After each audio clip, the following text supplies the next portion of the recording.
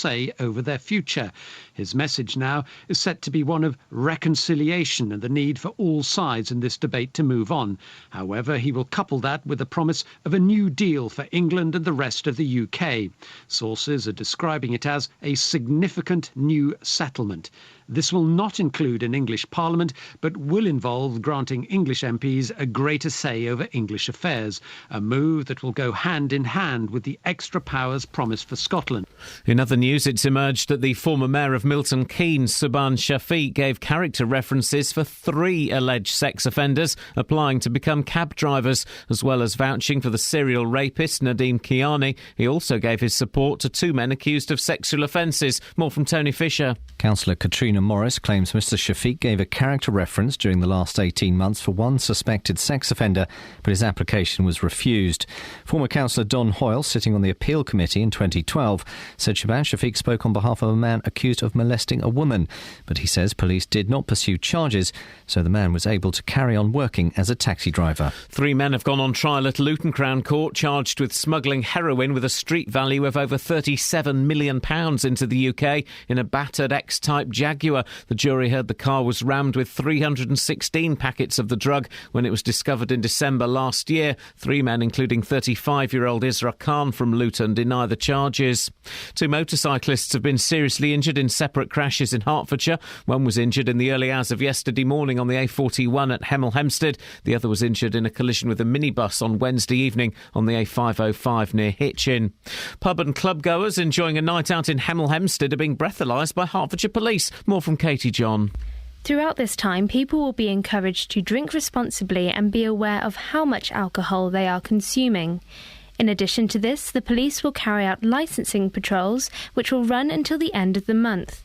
The action is being taken as part of a national alcohol awareness campaign. In sport, practice starts this morning in Singapore ahead of Sunday's Formula 1 Grand Prix as Lewis Hamilton and Nico Rosberg renew their battle for the title. The weather, heavy showers and thunderstorms mixed with clearer spells. A maximum temperature today, 23 degrees Celsius. And you can get the latest news and sport online at bbc.co.uk/3 counties. Hang on.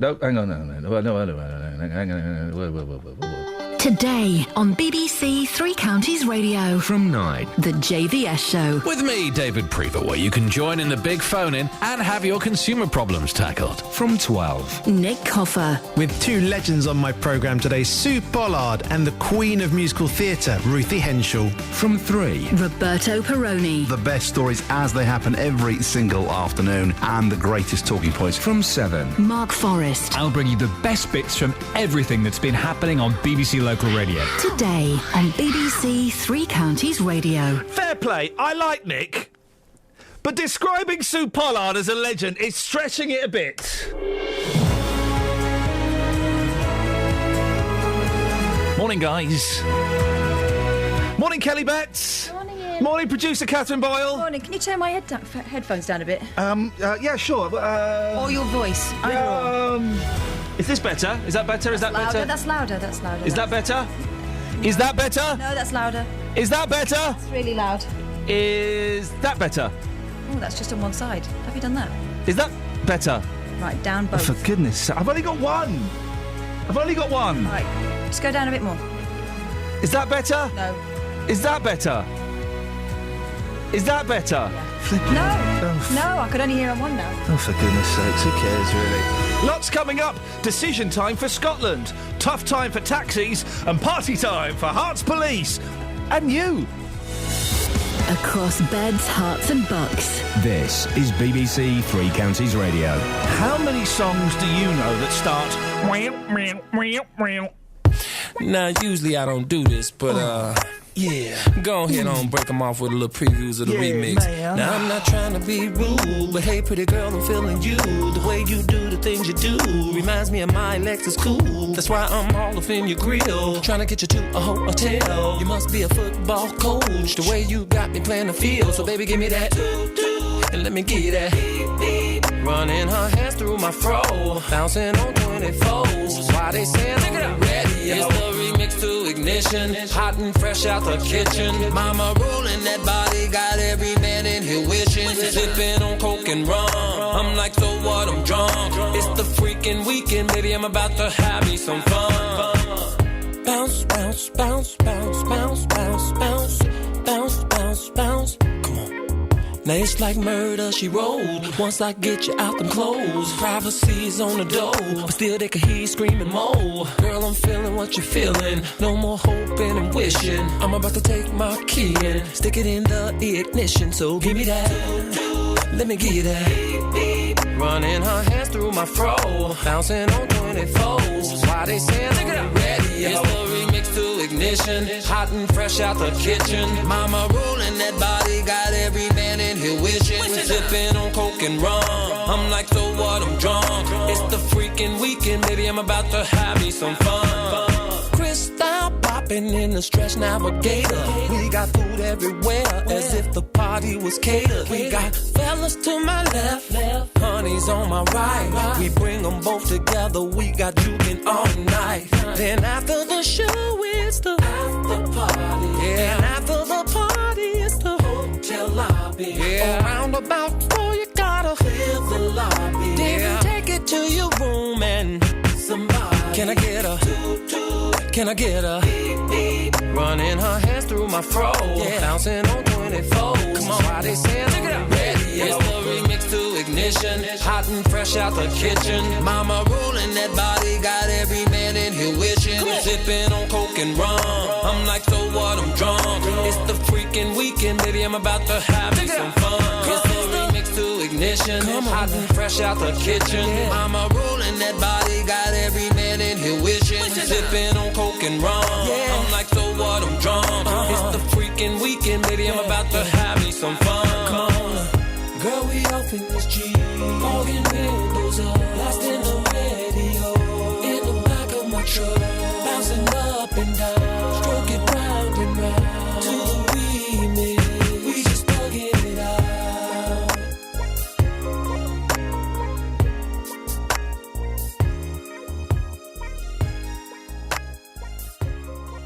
Morning. Great news, guys. Hang on a second. We need to get the fanfare for this because this is flipping awesome.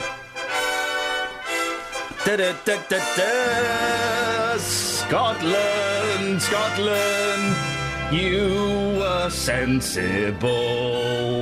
Can I say this stuff yet? I'm not really sure. Okay. Feels kind of... It feels wrong. Feels wrong. But Scotland the brave. Excuse me, it's getting a phone call. Hang on. No, turns out we can't say that, so apologies to everybody. Scotland is still part of the United Kingdom. It's become overwhelmingly clear it's impossible for the Yes campaign to separate Scotland from the Union. Paul Scoins has been up literally for a couple of hours this morning. Yeah, I got up at 4. Following this, give us the latest stats, Paul. Well, the latest stats up until a moment ago, there has just been another announcement of a vote in Fife, overwhelmingly in sort of favour of a no vote. We get to say the 4th of Fife as many times as we want, and they can't stop us. They can't. I think it's approaching 1.75 million to no and 1.3 to yes. Now, on the face of it, it seems like a big gap, but actually we're talking percentage-wise. It's probably 45% to no, 45% yes and 55% no. So actually the margin is only about 10% or so. So it's certainly bigger than the polls would suggest that, because the polls yesterday was kind of like 0.5%, 1% in between them. So it's quite big in comparison to what we were expecting, perhaps. I think what it shows is that the polls were way out, actually. And you know, the pollsters will say, oh, well, there was no precedent for this before. We'd never had this sort of independence election, so we had nothing to compare it to.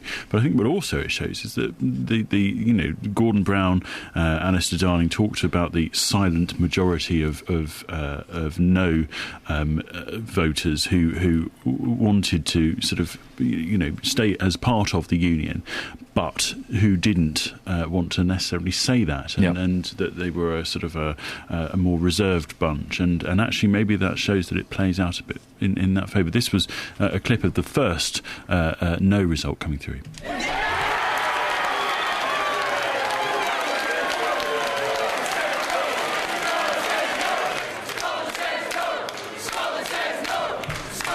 can't quite make out what they're saying. Scotland says no, they're saying. What now? Well, what will happen now in about 50 minutes' time from now, the Prime Minister will make a statement, widely expected to welcome the result, of course, and then sort of look to the future. And I suppose what that means for Scotland is that this sort of increased power promise that the main parties at Westminster made to the Scottish people just before the election, of course, when there was that poll result that showed that the Yes campaign had nudged ahead by a few percentage points, which of course sent everybody into a blind panic and sent them all up to Scotland to start pressing the flesh.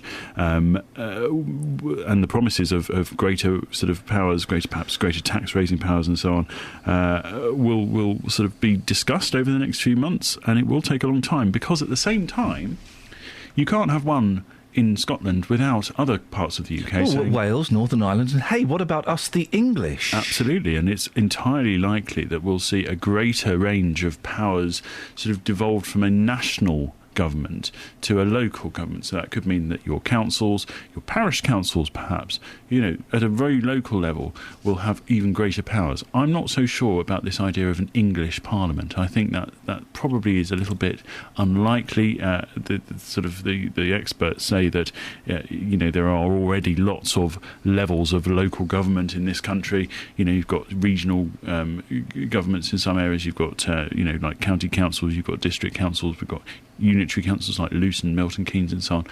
Parish councils, lots of councils. There's a lot of councils, yes. Lots of councils. Do you need another level of... Style council? Style council. Council of Faiths.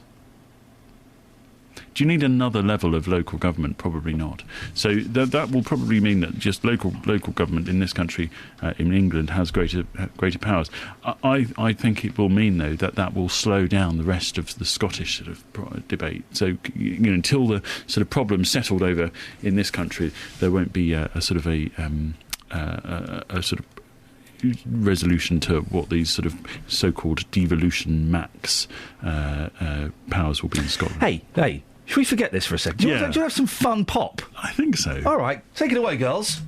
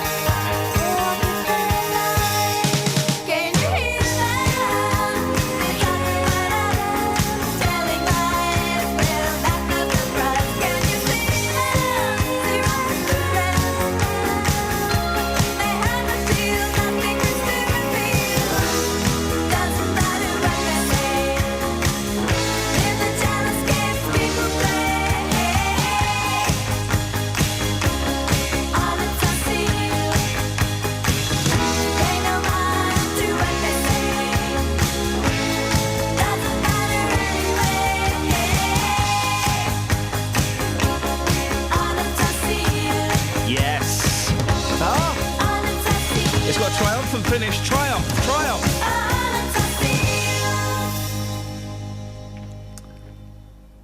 Yeah, that's nice. Travel news for beds, cards and bugs. BBC Three Counties Radio. Well, starting off this morning on the Great North Road at the Black Cat roundabout, starting to build up a little bit there on the speed sensors. In Borehamwood, there's a lane closed on the A1. That's heading southbound, just between the M25 at the A1M and also the Holiday Inn turn-off. It's been an accident there. Some recovery works now taking place. The M25 so far this morning moving rather well, as is the M40. And we're not seeing any problems or delays on the departure boards across the three counties. Nicola Richards, BBC Three Counties Radio. Thank you very much. Right, it's 6:17. It's Friday, the 19th September. I'm Iain Lee. These are your headlines on BBC Three Counties Radio. Scotland has voted no to independence, with just 2 areas still to declare. The no vote stands at 55%, with the yes vote at 45%. David Cameron will make a statement after 7 o'clock. It's emerged the former mayor of Milton Keynes, Subhan Shafiq, gave character references for 3 alleged sex offenders applying to become cab drivers. He was forced to stand down after vouching for a convicted rapist. BBC Three Counties Radio.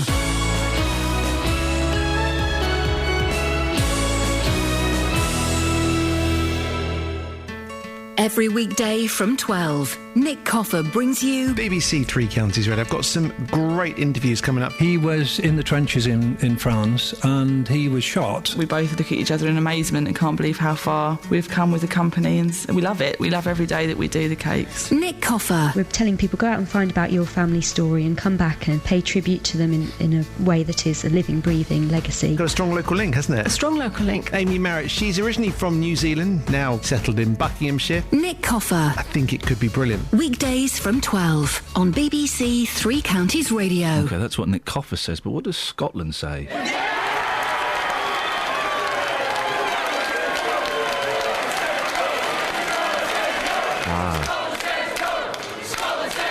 Scotland says no.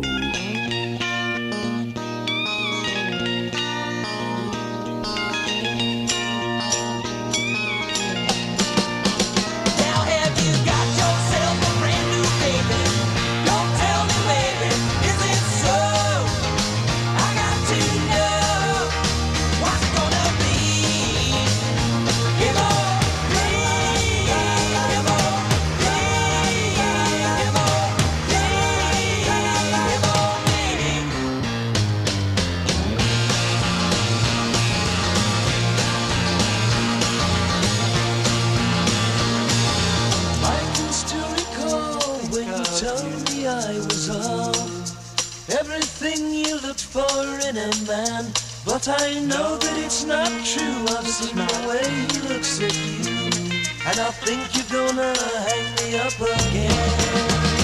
Now have you got yourself a brand new baby?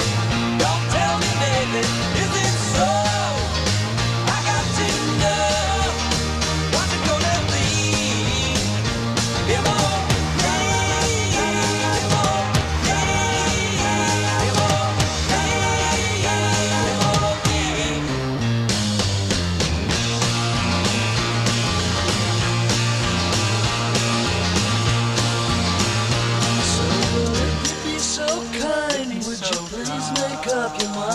I won't share your loving with another man.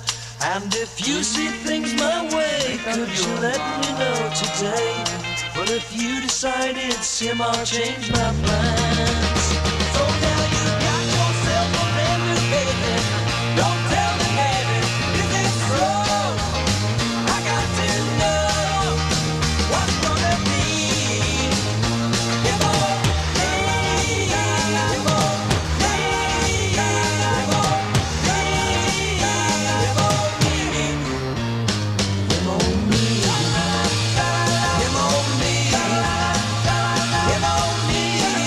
What's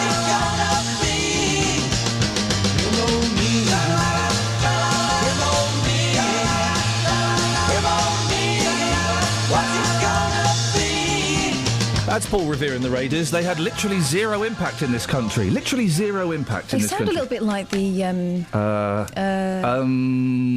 yeah. Monkeys. Thank you very much indeed. 08459 455 555 is the phone number if you want to take part in the show. Now, 2 weeks ago, the Mayor of Milton Keynes stepped down after it emerged he'd acted as a character witness for a serial rapist applying for a taxi licence. Well, it's now being alleged that Subhan Shafiq personally vouched for two other suspected sex offenders. Catherine Boyle joins me in the studio. How do we know this? Well, we've spoken to two councillors who both say that the Lib Dem councillor Shafiq vouched for these men who were accused of sex offences. You remember Mr Shafiq resigned as mayor when it emerged that he'd given a reference to a convicted rapist who successfully applied to become a city taxi driver. Nadine Ahmed Kiani had 4 convictions for serious sexual offences and went on to work in the city for 3 years. Now, Councillor Katrina Morris, who's the chairman of Milton Keynes Council's Regulatory Committee, claims Mr Shafiq also gave character references during the last 18 months for one suspect immediately after hearing details about the sexual allegations, but his application was refused, and for another man too. Ms Morris says, I chaired a meeting where Subhan gave a character reference for another taxi driver. I chose not to grant it as I didn't believe they were a fit and proper person. It was someone we deemed would not be appropriate for the job of taxi driver. The concerns in the report were about sexual offences. I do not remember the specific details of that case, but everyone in the room would have been fully aware of any areas of concern. Now, Ms Morris told us worryingly that had it not been for her, then his licence may have gone through. In other words, the other two councillors were prepared to let it go. The council says the minutes from this particular meeting are not publicly available, so we don't know who those other two councillors were. What does the other councillor say? Well, this is the former Tory councillor Don Hoyle. He's told us how Subhan Shafiq helped one suspected sex offender appeal to have his licence reissued on the 8th of February 2012. Now, Mr Hoyle was on the appeal committee at the time, and he believes the sexual assault happened while the man in question was working as a taxi driver in Milton Keynes. The sexual assault allegation, we have to say. Yes. He told us he'd apparently driven a girl somewhere and then she'd accused him of sexually assaulting her, but she was unable to identify him in a lineup. The police did not pursue any charges, so the case had to be dropped, and he reapplied to carry on working as a taxi driver. Subhan, and this is Subhan Shafiq, came and spoke on the man's behalf. He didn't say much, but he was there. I do not think another councillor spoke for anyone the whole time I was on the committee. Now, Mr Hoyle told us that he has seen the paperwork relating to this particular meeting, but it doesn't mention Subhan Shafiq by name. It just says that taxi driver's application was supported by a non. Mr Shafiq, who has refused repeated requests to come on this show, has stepped down from mayor, but he's still a councillor, isn't he? Yep, and as we know, the leader of the Lib Dem group, Douglas McCall, is standing by him, and last week appointed him to 2 different council roles. Mr Shafiq was appointed to the Health and Adult Social Care Committee and Joint Negotiating Committee. The former lead member for Children's Services and Tory councillor Andrew Dranfield said, if this is true and Subhan's been giving glowing references for 3 different taxi drivers who've either been convicted of sex offences or were suspected of sex offences, then I am very concerned for the safety of the children and vulnerable people of Milton Keynes. We must question the leadership of the Lib Dems. Subhan Shafiq should be suspended, to say the least. Now, we called Subhan Shafiq again yesterday. Yep. Again, he didn't get back to us. You will be speaking to councillors Katrina Morris, Andy Dransfield and a former councillor Don Hoyle later on in the programme. I'm sure he would never want to come on this show again, but I'm assuming Douglas McCall has been approached to see if he's still standing by him. I would presume so. I'll double check that. Yeah, let's give him a call, see if he wants to come on and defend this. Now we know that a little bit more about it. It'll be interesting to see how long the leader of the Lib Dem group, Douglas McCall, can stand by. Now, meanwhile, you'll remember there were some other taxi drivers whose licences were being reviewed. They're all going to be reviewed eventually, but they're going to be... These 5 taxi drivers, remember, 2 gave in their plates. Yep. And there were some outstanding. We spoke briefly to Milton Keynes Council yesterday. They're still going through that process of calling the taxi drivers in for interview. These are taxi drivers who have convictions, and one of those was for a sexual offence. I'm just looking through this. It doesn't look like Douglas McCall was called, so why don't we give him a call this morning, see if he wants to come on, well, why not give Mr Shafiq a call as well? We've got his number there. Another one? Yeah, why not? Let's tell him we're talking. I think it's only fair we let him know we're talking about him now, and he should have the right to reply. Thank you, Catherine. 08459 455 555.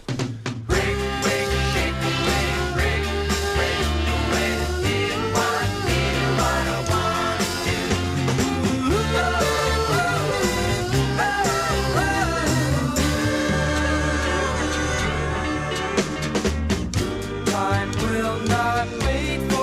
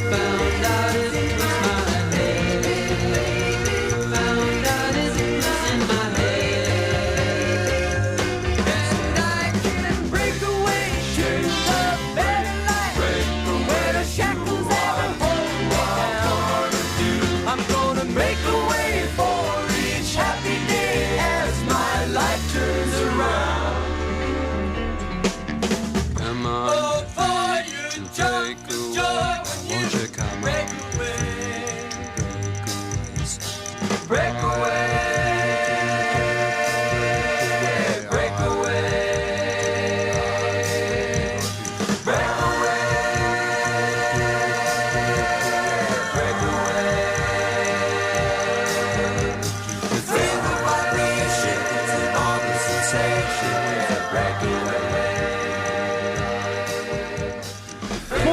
Oh, they're still going. Sorry.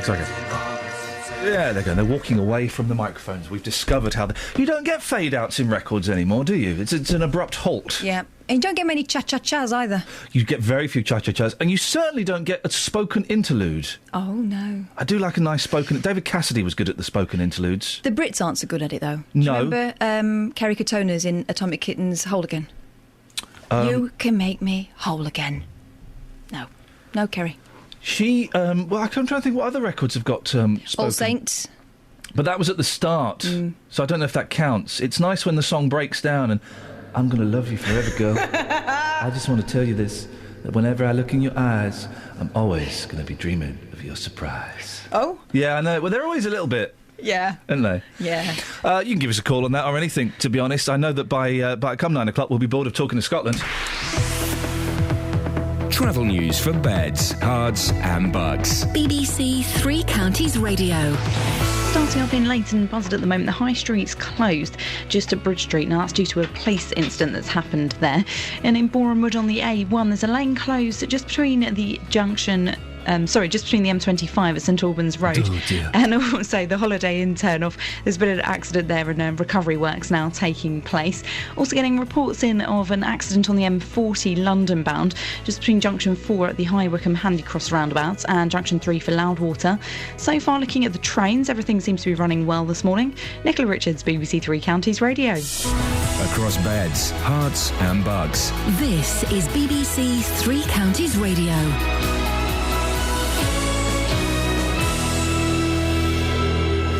It's 6:30, I'm Simon Oxley. Scotland has voted no to independence, with just one area still to declare. The no vote stands at 55%, with the yes vote 45%. SNP leader Alex Salmond says he accepts the verdict of the people. David Cameron will make a statement just after 7 o'clock. It's emerged that the former mayor of Milton Keynes, Subhan Shafiq, gave character references for 3 alleged sex offenders applying to become cab drivers. He was forced to stand down after vouching for a convicted rapist. And 3 men, including one from Luton, have gone on trial at Luton Crown Court, charged with smuggling heroin with a street value of over £37 million into the UK in an old Jaguar car. Three Counties Sports. BBC Three Counties Radio. Practice starts this morning in Singapore ahead of Sunday's Formula One Grand Prix as Lewis Hamilton and Nico Rosberg renew their battle for the title. In football, Watford captain Troy Deeney is out of tomorrow lunchtime's kick-off with Bournemouth after suffering with a hamstring injury. The Hornets say he will be missing for a matter of weeks, but Gianni Munari and Fernando Forestieri are both fit. Milton Keynes Dons host Crewe, boosted by the new contract for sought-after midfielder Dele Alli. He says he's concentrating on helping the Dons to promotion. I'm not thinking about future too much. I'm just focusing on the present, and I think at this moment in time I'm here, so I'm just going to enjoy playing here and helping the club as much as I can. The league is our main focus this season, and we know we're a very good side this year. We've got a good range of old people and young people, and it's a good mix. Luton will check on the fitness of Jake Howells and Paul Benson for the trip to Cambridge, but Steve McNulty returns after the birth of his daughter, and Matt Robinson is back after suspension. Here's manager John Still. I think our performances warranted a few more points than they've got.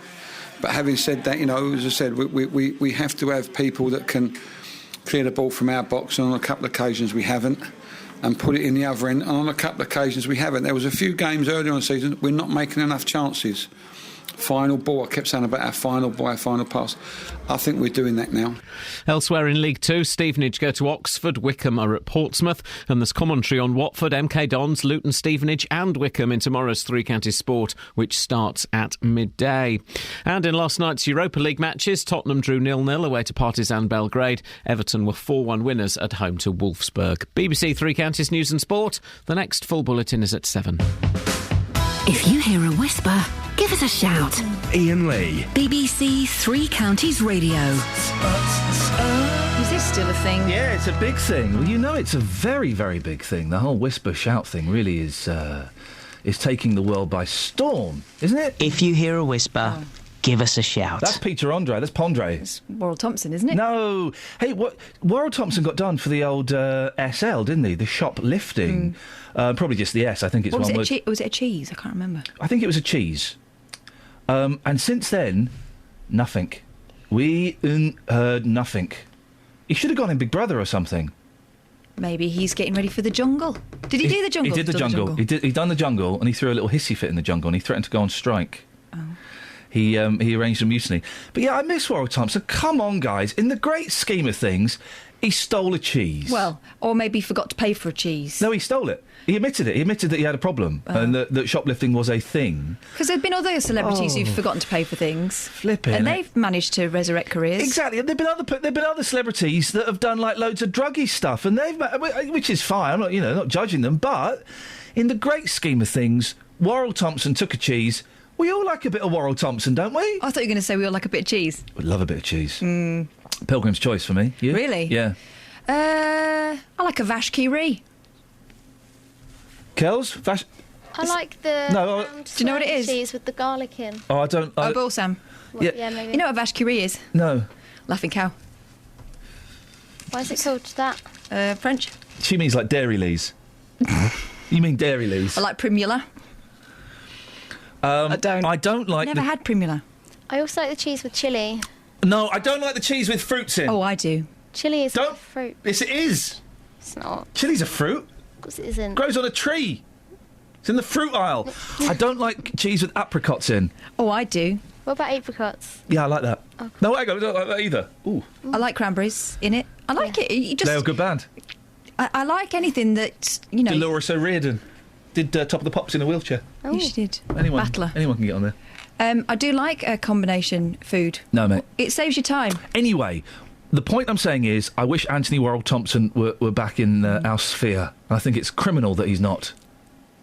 08459 455 555. I keep going to the river to pray, 'cause I need something that can wash out the pain. And I'm sleeping all these demons away, but your ghost, the ghost of you, it keeps me awake. My friends had you figured out, yeah, there's so much inside of you. You tried hiding another you, but your evil was coming through. These eyes sitting on the wall, well, they watch every move I make. Bright light living in the shade, your cold heart makes the spirit shake. I had to go through hell to prove I'm not insane. Had to meet the devil just to know his name. And that's when my love was burning. Yeah, it's still burning. I keep going to the river to pray, 'cause I need something that can wash out the pain. And I know I'm sleeping all these demons away, but your ghost, the ghost of you, it keeps me away. I keep going to the river to pray, 'cause I need something that can wash out the pain. And I know I'm sleeping all these demons away, but your ghost, the ghost of you, it keeps me away. Each time that I think you go, I turn around and you're creeping in, and I let you under my skin, 'cause I love living in the sin. Oh, you never told me true love was gonna hurt, true pain I don't deserve, truth is that I never learned. Ooh. I keep going to the river to pray, 'cause I need something that can wash out the pain. And I know I'm sleeping all these demons away, but you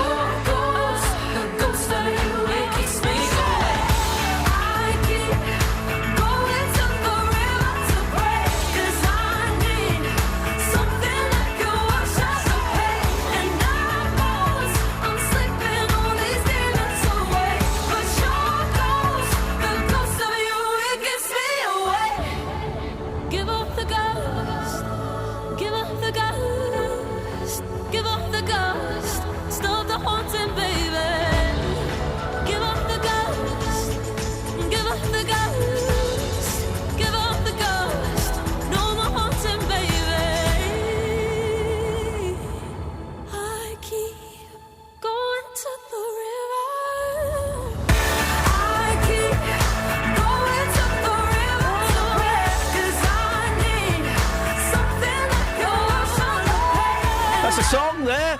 We've had a tweet from Scott. Iain, can you do an update on the prostitutes having sex in waste chute story? I think he's referring to Hightown. We can certainly look into that, Scott, if that's of particular interest to you. We can see how things are developing there, and let's keep our fingers crossed that it'll come back negatory. That's she's still singing. I'm doing the fading out there. She's very good, isn't she, from the X Factor? Aye. There's not a lot in the papers today. Well, there is. A lot about Scotland. Aye. And speaking of Scotland, it's Andrew Worrell-Thompson. Good morning.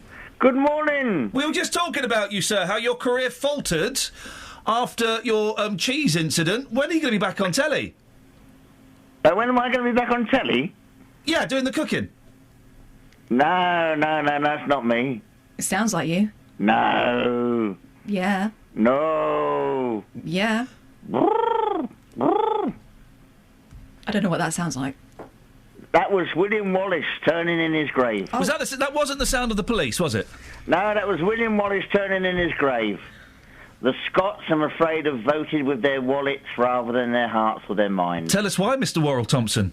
Because they don't want to give up the 10% extra they get spent on them per capita, the subsidy which the rest of the UK pays to the Scots.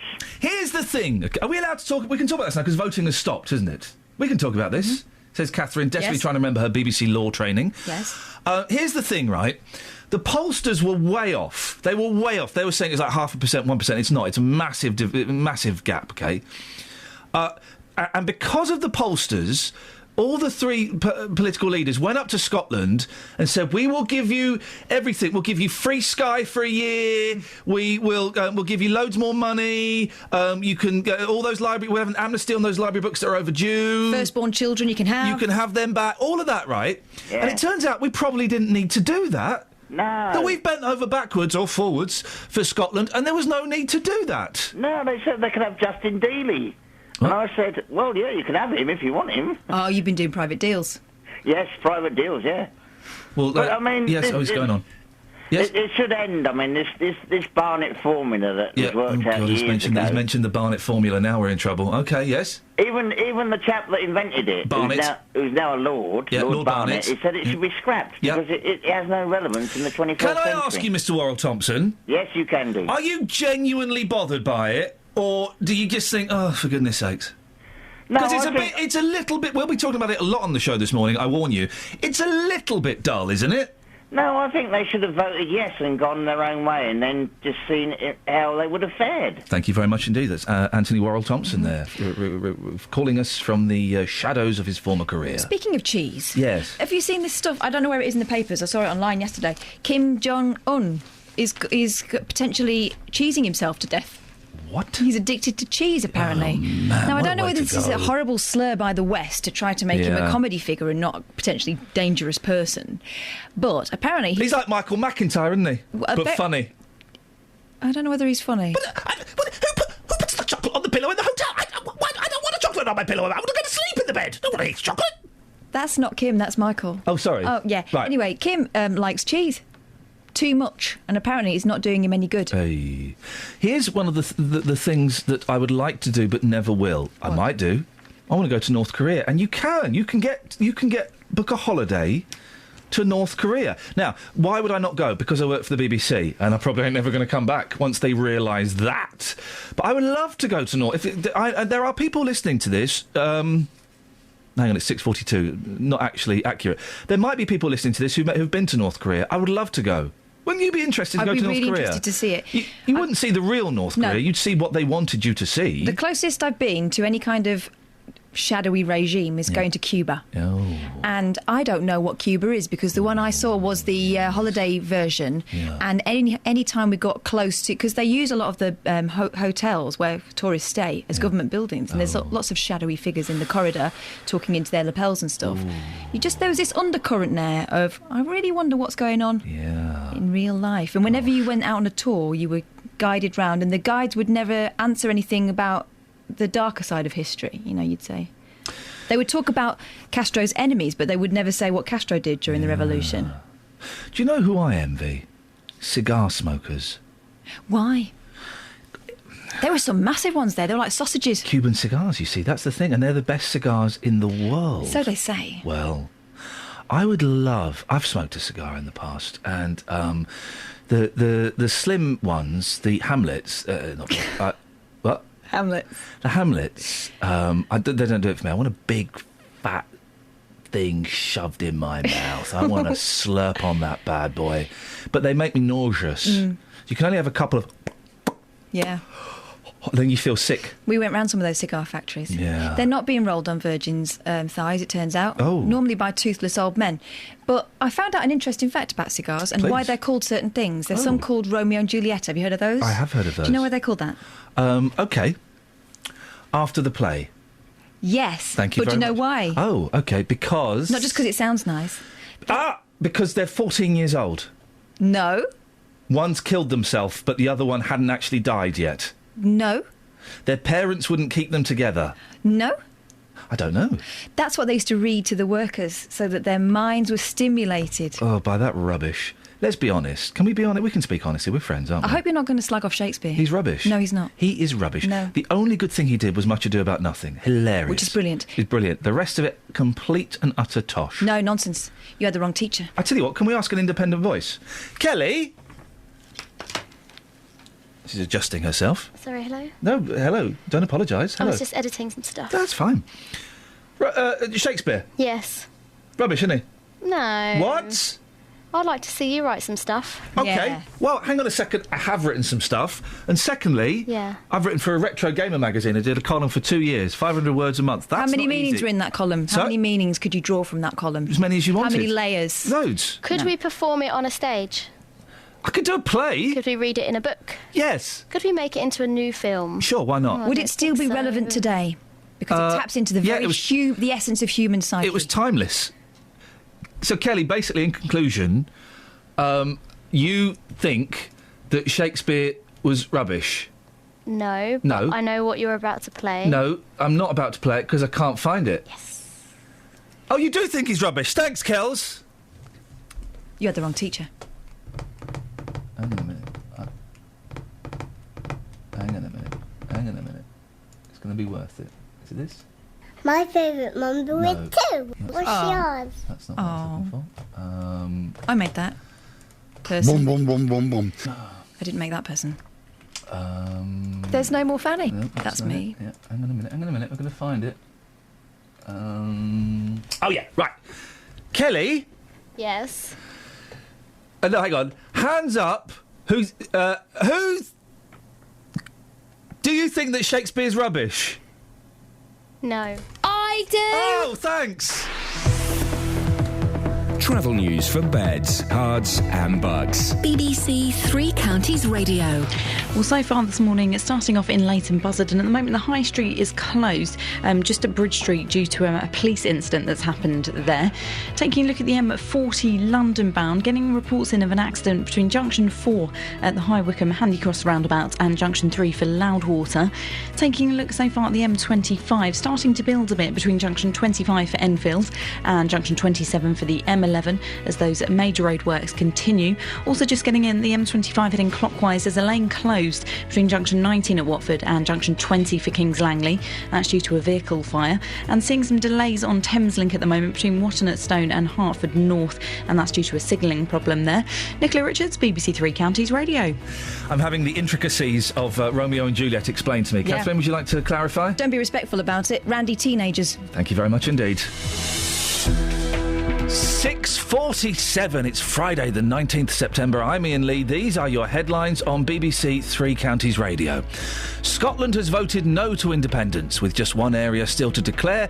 The no vote stands at 55%, with the yes vote at 45%. And it's emerged that the former mayor of Milton Keynes, Subhan Shafiq, gave character references for 3 alleged sex offenders applying to become cab drivers. He was forced to stand down after vouching for a convicted rapist. Let's get the weather. Here's Sarah. Beds, hearts and bucks weather. BBC Three Counties Radio. Yeah, thanks very much indeed. We've got a Met Office weather warning in force for some lively downpours as we go through the day today, not least of which are right now across some parts of our 3 counties. We had some come into Buckinghamshire through the night, still with us in some parts of northern Buckinghamshire and in Bedfordshire and some parts of Herts as well. A line that came in from the south, tracking off towards the north, thunder and lightning mixed in with these showers.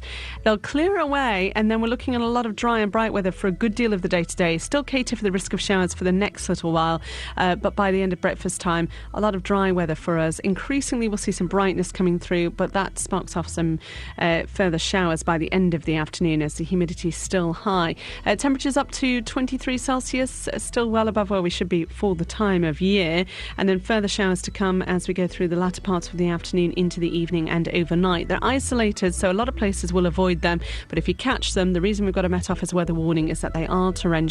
You could see 20 to 30 millimetres of rain in a very short space of time, up to an inch of rain then, and then of course some issues on the roads through this evening potentially with some surface spray and that kind of thing. As we go through the night tonight, still running the risk of showers. By tomorrow morning that risk starts to fade. Still a few showers around through the weekend, through tomorrow, but we'll start to lose the threat of them, and in fact turning cooler and fresher, temperatures back closer to where they should be for the time of year by the time we get through towards the end of the weekend. On Inside Out, we ask, what is a reasonable level of noise to expect from your neighbours? That isn't the full effect, is it? That's not the worst. A former jihadist warns young Muslims not to fight in Syria or Iraq. I think I was sincere. I'd still think I was honest in those days, but ill-informed, ignorant, misinterpreting. And we join the underwater archaeologists unlocking the secrets of a 17th century shipwreck off Southend, revealing the stories that matter where we live. Inside Out with me, David Whiteley. Monday, 7:30 on BBC One.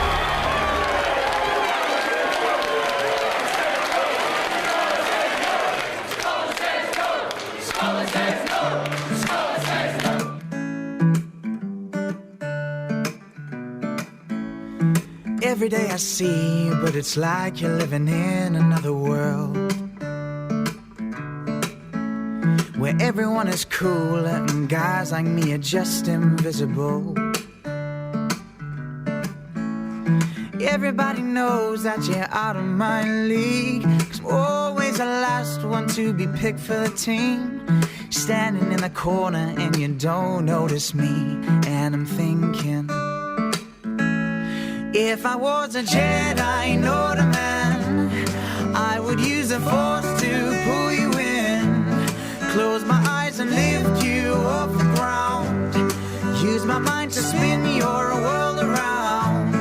If I had the power to tell me that I want you, and you could see all we could be, if I was a Jedi.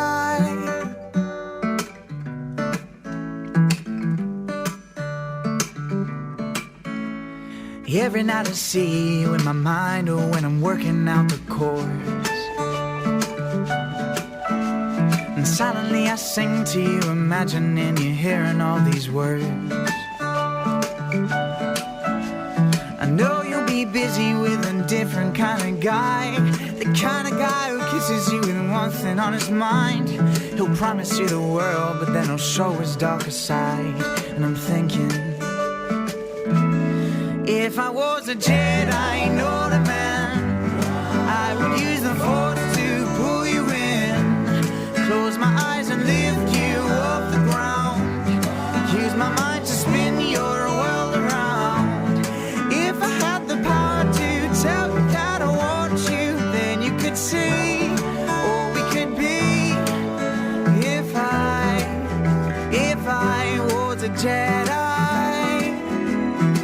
well, I'd rescue you. I'd use my powers to let you know I won't let you go. No, no. If I was a Jedi, I could be showing you a brand new galaxy. If only I could get you to look my way. If only I could get you to say my name. If I was a Jedi, not a man, Now, we are debating... That's Ollie Sloan. That's his song Jedi. His BBC introducing track of the week. Now, is he saying if I was a Jedi Yoda man? If I was a Jedi, not a man. Because Yoda's not a man. No. Well, OK, go on. If I was a Jedi. If I was a Jedi. Was a Jedi. I would die. Oh. Spontaneous round of applause. There was one! Hey, that's good. Tell us more about him. Tell me where we can hear more. Ollie Sloan, at Ollie Sloan on Twitter if you want to find him. Sloan. That's how you spell Sloan? Yeah, and Ollie with an IE, just in case, and with an O and 2 L's. Yep. And on Facebook as well. You can hear more on BBC Introducing, Saturday evenings at 8 o'clock with Gary Floyd, produced by Kelly Betts. And now it's Justin Dealey. If I was a Jedi, I would die. Now, Justin, you do a music show as well. Yeah, not this weekend, sadly. Yes, I've been dropped again for Watford at home to Bournemouth. Great game. Great game. Now, Dealey, we had a little chitty chat yesterday. Where are you? I'm in Harpenden. You're going to hear reaction probably in the next 15 minutes or so of local people here talking about Scotland, who, of course, have said no, no, no. So, reaction to come. I'm in Harpenden right now. I wonder, Catherine, is it raining there? No, it's just a bit hissy. Okay. In Harpenden, we have a signal problem. OK, I'm glad you're there then. I'm wondering, Catherine, if anyone's really bothered by it. It seems a bit of an anticlimax that it was such a sound thrashing we gave the Scots again. Thrashing we gave them? They determine their own future. Yeah, but we made them say no. Don't think we did. Of course we did. They don't know that yet, but think about it, Scotch. You wanted independence, you didn't get it. You see, this is the problem. This is why they didn't like us. Yeah? But they think they decided to stay with us. We decided it for them. We offered them a big bag of sweets and they said, oh, yeah, we'll have some of those, laddie. That'll be nice. I'll have some of those sweeties for the journey. Oh. Going on a journey to Loch Lomond. Loch means lake. I only found that out recently. But I don't know if anyone's bothered, are they, Catherine? I think they would have been more interested to see what would happen if Scotland did go it alone. Yeah. Anyway, Deals, so you're going to be doing that this morning. But, we sent you on a little mission yesterday, didn't we? What did we ask you to do? Well, yesterday we got talking about toilets because I was inside the new toilets on Lurk Street in Bedford. Can I just say something? We had a couple of texts through saying, can Justin say toilet properly? Toilet. Could you say toilet? Toilet. OK. Just relax and say it. Toilet. And just take a deep breath. Toilet. Toilet. Yeah, he's saying toilet, isn't he? Toilet. There's no R in it. Toilet. There may be... Anyway, I nearly said a joke that got me taken off air. Go on. So, yes, yesterday was a toilet special. If you missed it, it's on the iPlayer. So we then got talking about famous people who you've met in a toilet/laboratory. / appropriate word. Yeah, absolutely. So, Ian, yes. I think my jingle's ready. I've been doing a bit of this. Taking it to the streets. Oh, hang on. Taking it to the streets with J-Dog. Thank you. Got some great stories coming up here. You better have. Which celebrities and famous people have you met in the bog? Here's what people had to say. How are you, Peter? You well? I'm fine, thank you. Lovely. Tell us about the celebrity that you've met in a toilet. I was a very good friend of Paul Merson, the ex-Arsenal footballer, and I was in the Players' Lounge at Arsenal, went to the loo, and there was Bobby Robson, the England manager. Well, he wanted to talk about football, and I just wanted to go to the toilet. Seriously? Yeah, he was lovely. Brilliant. Yeah. Yep. And lastly, when you shook his hand, was that whilst you were going to the toilet or afterwards, after you washed your hands? After I washed my hands. Yeah, you're a hygienic man. I appreciate your time. Thank you. Thank you. So you bumped into Danny Dyer in the toilets, yeah? I did. Are you a fan? Not really. So you didn't want to shake his hand or anything like that? Most definitely not. Hello, how can I help? Intercom man, it's J-Dog from Iain Show. Have you ever met a celebrity in a toilet before? Yeah. Who was it? Your mum. No, my mum's not a celebrity. Celebrities you met in a toilet before? I Where was that? Manchester. So you met Bobby Ball in a toilet here in Luton. Incredible story. Yes, they were staying overnight in the Strathmore Hotel, and there was a small pub outlet called Bell's Ex Bistro, and I bumped into him in the toilet there. So did you shake Bobby's hand in the toilet? No. Can I ask why? It's because I wash my hands, yeah. I didn't notice him washing his hands. Right, so you're thinking he didn't wash his hands, I'm not going to shake your hand. That's right, yeah. Very good point, well made. OK. Thank you very much. Thank you. Take care. Travel news for beds, cards and bugs. BBC Three Counties Radio. In Leighton Buzzard, the High Street is still closed at the moment, just at Bridge Street, following a police incident that's happened there. Very heavy on camera on the A1M heading southbound between Junction 7 for Stevenage and Junction 6 for Welwyn. Having a look at the A414, looking a little slow around the Park Street roundabout, and the M25 heading clockwise. There's a lane closed at the moment, just between Junction 19 for Watford and Junction 20 for Kings Langley. That's due to a vehicle fire that's happened there. There is some recovery work now taking place. Rather heavy in Bricketwood on the North Orbital Road, just at Junction 21A for the M25. And we're getting reports of an accident on the M40 London bound between Junction 4 for the High Wycombe Hanley Cross roundabout and Junction 3 for Loudwater. On the trains, delays on Thameslink between Watton at Stone and Hertford North. Nicola Richards, BBC Three Counties Radio. Nicola, thank you very much indeed. So, ever met a celebrity in a toilet? I warn you now, guys, we're going to be talking about Scotland quite a bit for the next couple of hours. I mean,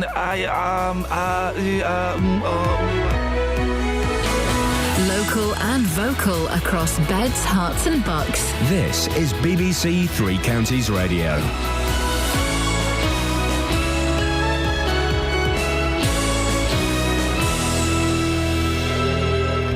It's 7 o'clock. I'm Simon Oxley. The headline: Scotland says no to independence. Fresh claims in Milton Keynes taxi row, and police breathalyzing pubgoers in Hemel Hempstead. BBC Three Counties Radio. Scotland has voted no to independence, with just one area still to declare. The no vote stands at 55%, with the yes vote 45%. SNP leader Alex Salmond says he accepts the verdict of the people. Our referendum was an agreed and consented process, and Scotland has, by majority, decided not, at this stage, to become an independent country. I accept that verdict of the people, and I call on all of Scotland to follow suit in accepting the democratic verdict of the people of Scotland. David Cameron is set to make a statement shortly. The BBC's political editor Nick Robinson says there are implications for the whole of the UK. The argument will now begin, rather than end, about exactly what needs to change in Scotland to give it some form of stability, some sort of certainty about its future governing relationships with Westminster. And as a result of that, of course, it will unlock a great debate not had before about the governing arrangements in England, about extending them in Wales and extending them in Northern Ireland too. In other news, it's emerged that the former mayor of Milton Keynes, Subhan Shafiq, gave character references for 3 alleged sex offenders applying to become cab drivers, as well as vouching for the serial rapist Nadeem Kiani. He also gave his support to 2 men accused of sexual offences. More from Tony Fisher. Councillor Katrina Morris claims Mr Shafiq gave a character reference during the last 18 months for one suspected sex offender, but his application was refused. Former councillor Don Hoyle, sitting on the appeal committee in 2012, said Subhan Shafiq spoke on behalf of a man accused of molesting a woman, but he says police did not pursue charges, so the man was able to carry on working as a taxi driver. 3 men have gone on trial at Luton Crown Court, charged with smuggling heroin with a street value of over £37 million into the UK in an old Jaguar car. The jury heard the vehicle was rammed with 316 packets of the drug when it was discovered in December last year. 3 men, including 35-year-old Isra Khan from Luton, deny the charges. 2 motorcyclists have been seriously injured in separate crashes in Hertfordshire. One was injured in the early hours of yesterday morning on the A41 at Hemel Hempstead. The other was injured in a collision with a minibus on Wednesday evening on the A505 near Hitchin. Pub and club goers enjoying a night out in Hemel Hempstead are being breathalyzed by Hertfordshire Police. More from Katie John. Throughout this time, people will be encouraged to drink responsibly and be aware of how much alcohol they are consuming. In addition to this, the police will carry out licensing patrols, which will run until the end of the month. The action is being taken as part of a national alcohol awareness campaign. In sport, practice starts this morning in Singapore ahead of Sunday's Formula One Grand Prix as Lewis Hamilton and Nico Rosberg renew their battle for the title. The weather, heavy showers and thunderstorms mixed with clearer spells later on, a maximum temperature 23 degrees Celsius. And you can get the latest news and sport online at bbc.co.uk/3 counties. I'm being swallowed by a boa constrictor. I'm being swallowed by a boa constrictor. I'm being swallowed by a boa constrictor. And I don't like it very much. Oh no, he swallowed my toe, he swallowed my toe. Oh gee, he's up to my knee, he's up to my knee. Oh fiddle, he's reached my middle, he's reached my middle. Oh heck, he's up to my neck, he's up to my neck. Oh dread, he's swallowed by...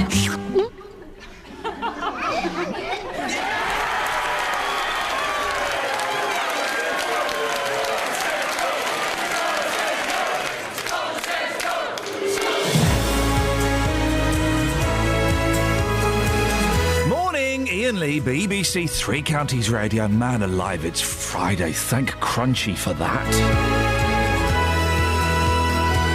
Decision time for Scotland, tough time for taxis, and party time for anybody listening to this show.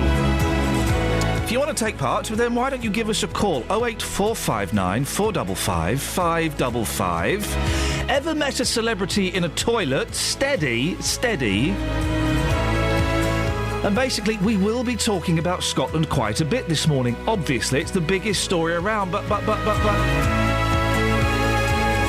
Have you got anything to distract us from Scotland, please? 08459 455 555. Across beds, hearts and bucks. This is BBC Three Counties Radio. Here's what we do, Catherine. Here's what we do. Let's celebrate our Scottish relatives. I'm Gonny. Oh, what? My gran used to live next door to a very nice Scottish lady called May. Can I have her? Yes, you can. Right. Tell us about May. Short for Mavis, probably. She used to let us park on her drive when we went to see Gran. Fantastic. So we didn't have to park in the street. Because it's quite rough round there and we kept getting broken into. In Scotland? No, in Salford. In Salford, OK, yeah, OK, well then fantastic. We'll do that. This is what we'll do. We'll celebrate Scottish people we know. Yeah. A lot of my family are Scottish.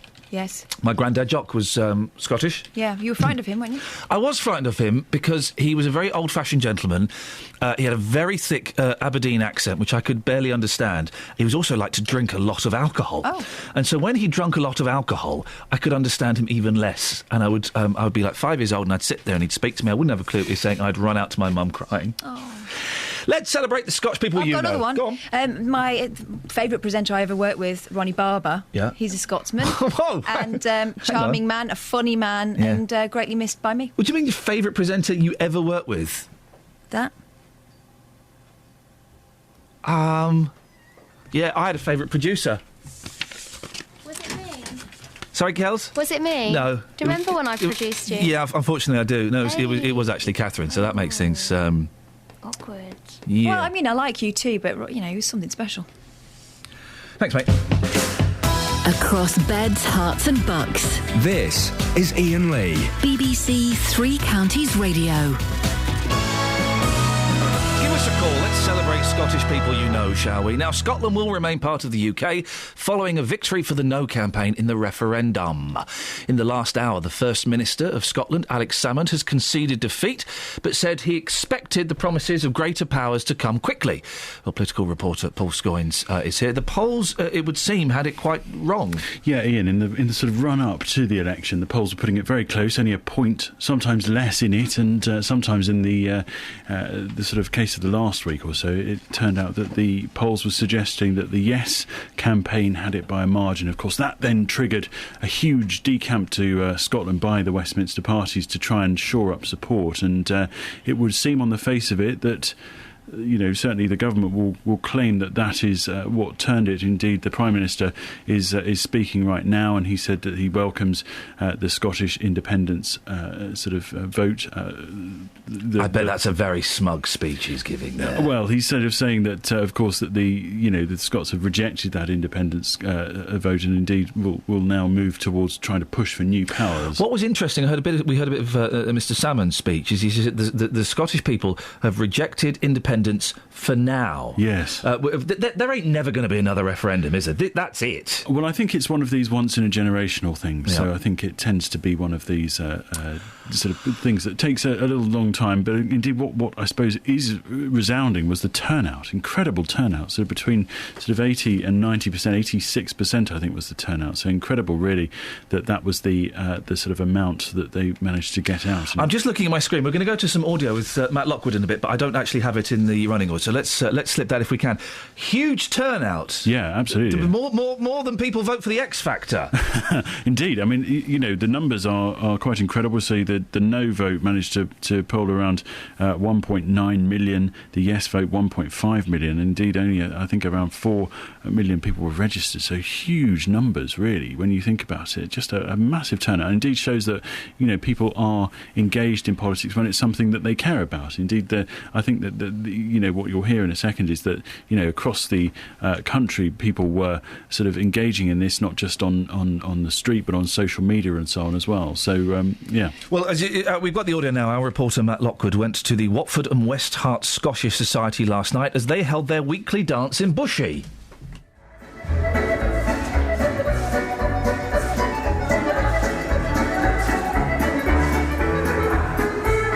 OK, so we've got a rehearsal for a Scottish dance going off behind us. I'm joined by 3 people here, Duncan, Morag and Andy, who all have relatives or friends living in Scotland. Duncan, what's the feeling like in Scotland? There is tremendous excitement. There's never quite been an election of any kind like this. The turnout is expected to be between 80 and 90%. The degree of emotional involvement, as far as I understand, has been enormous. There are stories of people kissing their ballot papers before they post them, and people voting with tears in their eyes. I know my own brother, so my only relative up there, has moved back from Spain and bought a house simply in order to be able to vote there. Absolutely, Andy. It has energised people, hasn't it? It's got people talking. Yes. Yeah, my mum and dad are both in Scotland and both voted today, so they were strong no's. But other parts of the family are yes. And I've noticed, certainly on social media today, people seem to try and sort of make up a bit, that having been really quite divided and some very sort of heated exchanges and people falling out and people being worried about if they'd ever get on again. There's a lot of parties happening, I think. So the no's and the yeses are all sort of getting together and saying, whatever the outcome, we'll still be friends and we'll still sort of get on. And so you've got a split in your own family. I mean, has that created tensions at all? Yes, I think certainly my mum and dad, who were the strong no's, felt rather sort of silenced. There were so many people around them who were staunchly yes, that they felt that they couldn't sort of freely express themselves. Well, that was our reporter Matt Lockwood at the Watford and West Hart Scottish Society. That was last night. One of the voices that you heard there was Duncan McNiven. Good morning, Duncan. Good morning. So you were going to be voting yes for independence, is that right? Well, I didn't have a vote, of course, because you're down here. I'm down here. But that's what you wanted? That's what I wanted, yes. Why did you feel so strongly about that? Well, it seemed to me that there was a new kind of politics emerging. It was outside the political parties. It was self-funded. It had self-published materials. It was looking towards a written constitution for Scotland, and it was going to bring decision-making close to the Scottish people. It was going to apply Scotland's huge resources to solving Scotland's huge social problems. And sadly, this new politics seems to have been defeated. You must be quite disappointed. I am. I'm very disappointed. To me, it seems it's like a victory for the Westminster politicians, for the press barons, for the banks, for the stock exchange, for the multinational businesses, I think for fear over hope. It's for all the things that I don't think people in England think very much of either. It seems to me that something very special was lost last night, and it's not easy to see what will replace it. Scotland is getting a raft of special treatment and measures, aren't they? Well, we're being given a lot more responsibilities, and it seems, unless we see the details, that basically we're being given the same amount of money and more things to do with it. That just sounds to me like cuts, and cuts are very much what are on the Westminster agenda.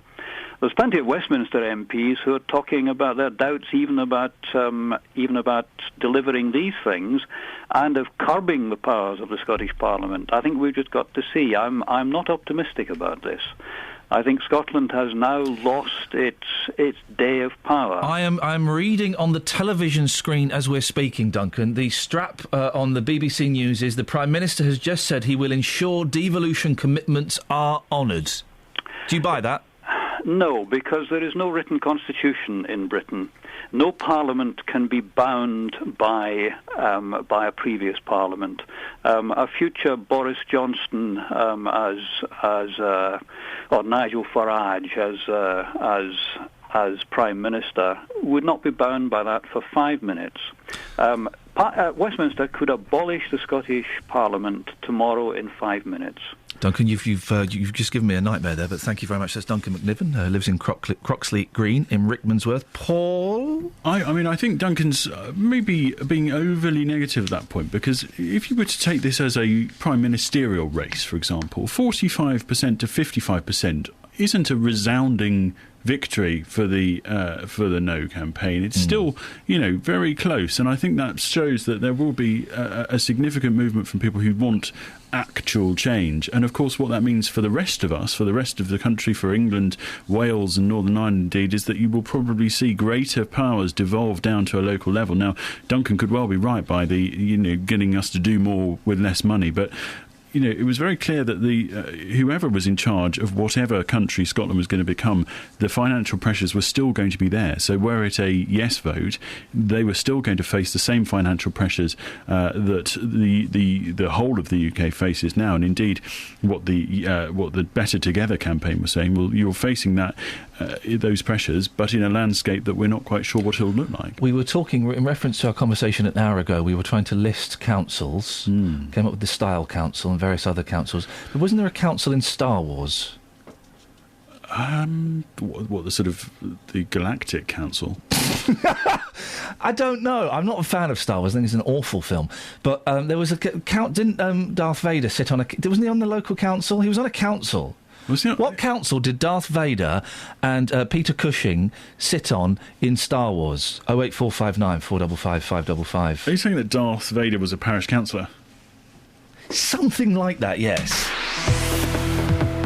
Travel news for beds, cards and bugs. BBC Three Counties Radio.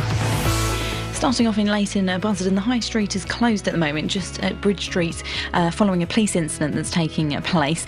The A1M looking heavy on the speed sensors just between Junction 7 for Stevenage, and the M25 heading anti-clockwise, very slow moving at the moment, between Junction 20 on the M1 and Junction 20 for Kings Langley. Also looking heavy on the sensors anti-clockwise, just around Junction 16 for the M40, and in Boreham Wood on camera, the Barnet bypass, that's looking rather heavy between Stirling Corner and Mill Hill Circus. So far on the trains, delays at the moment on Thameslink between Watton at Stone and Hertford North, but that's all due to a signalling problem there. Nicola Richards, BBC Three Counties Radio. Thank you, Nicola.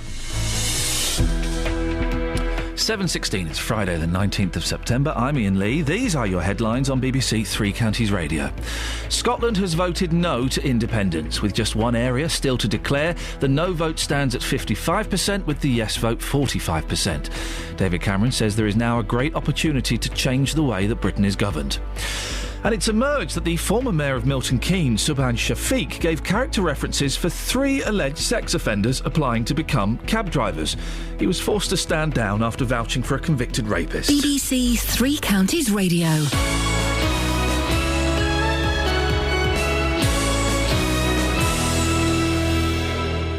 Oh, here's Robert Perroni. Oh. Every weekday from 3, Roberto Perrone. Are league tables the best way to judge a school? Pal, do you have any sympathy for the Buckinghamshire golfer Iain Poulter? Police are issuing safety advice to women in Watford, but I'm fascinated by the age gap between her and her husband. Figures show that around £500,000 was spent in Hertfordshire last year clearing up after people who dump rubbish. Then you just ate them. Roberto Perrone. There's been an extraordinary reaction on social media. My big concern is that no one ever worries about the victims. The whole system is designed to help the criminal. Roberto Perrone. Weekdays from 3, BBC Three Counties Radio. We're going to be talking about Scotland a lot this morning. I know, it's a big news story. I'm guessing... I might have this completely wrong. If I've got it wrong, do tell me. I'm guessing that most of you are kind of... There's a real... I can hear a real kind of, oh, well... That's a little bit of an anticlimax. 08459 455 555, if indeed that is the case. Or not. Maybe you're going, no! Iain, how dare you treat this with disdain, contempt? How dare you? This is a huge thing. Excited or disappointed, either way, give me a call, 08459 455 555.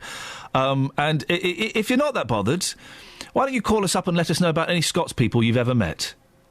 Let's celebrate Scots people that you have met. 08459 455 555. You can also text if you want. 81333. Start your text 3CR. And what the heck? I've even got a computer system installed now, and they've given me an electronic mail address. ian.lee@bbc.co.uk.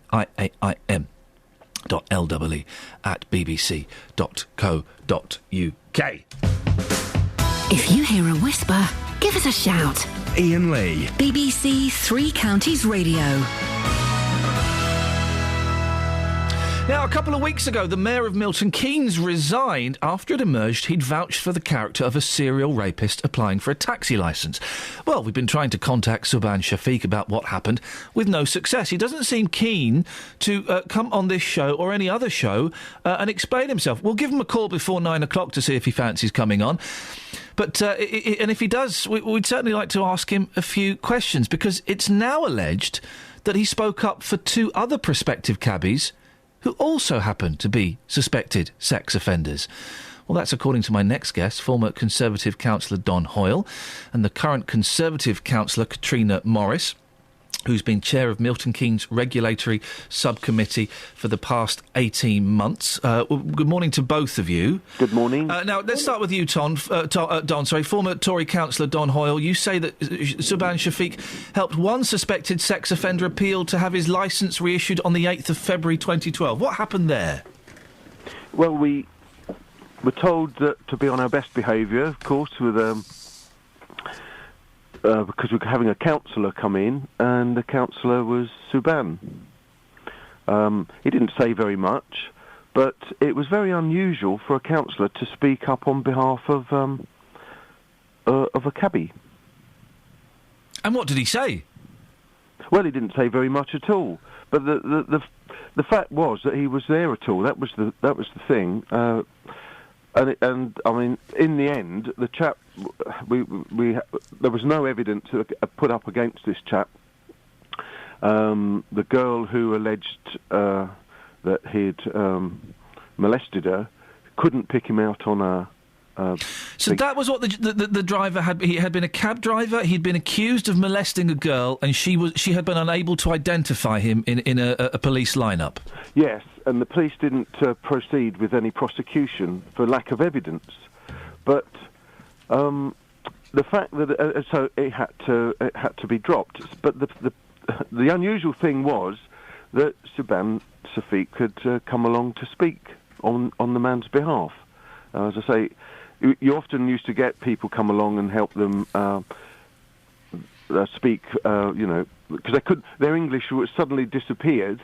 So you often had people speaking for them and translating and explaining what was going on. What do you mean? What do you mean, Don? Their English suddenly disappeared? Well, you'd get cabbies come along and they couldn't. They had to be have everything translated for them, which is quite unusual, really. But Subhan was supporting this chap.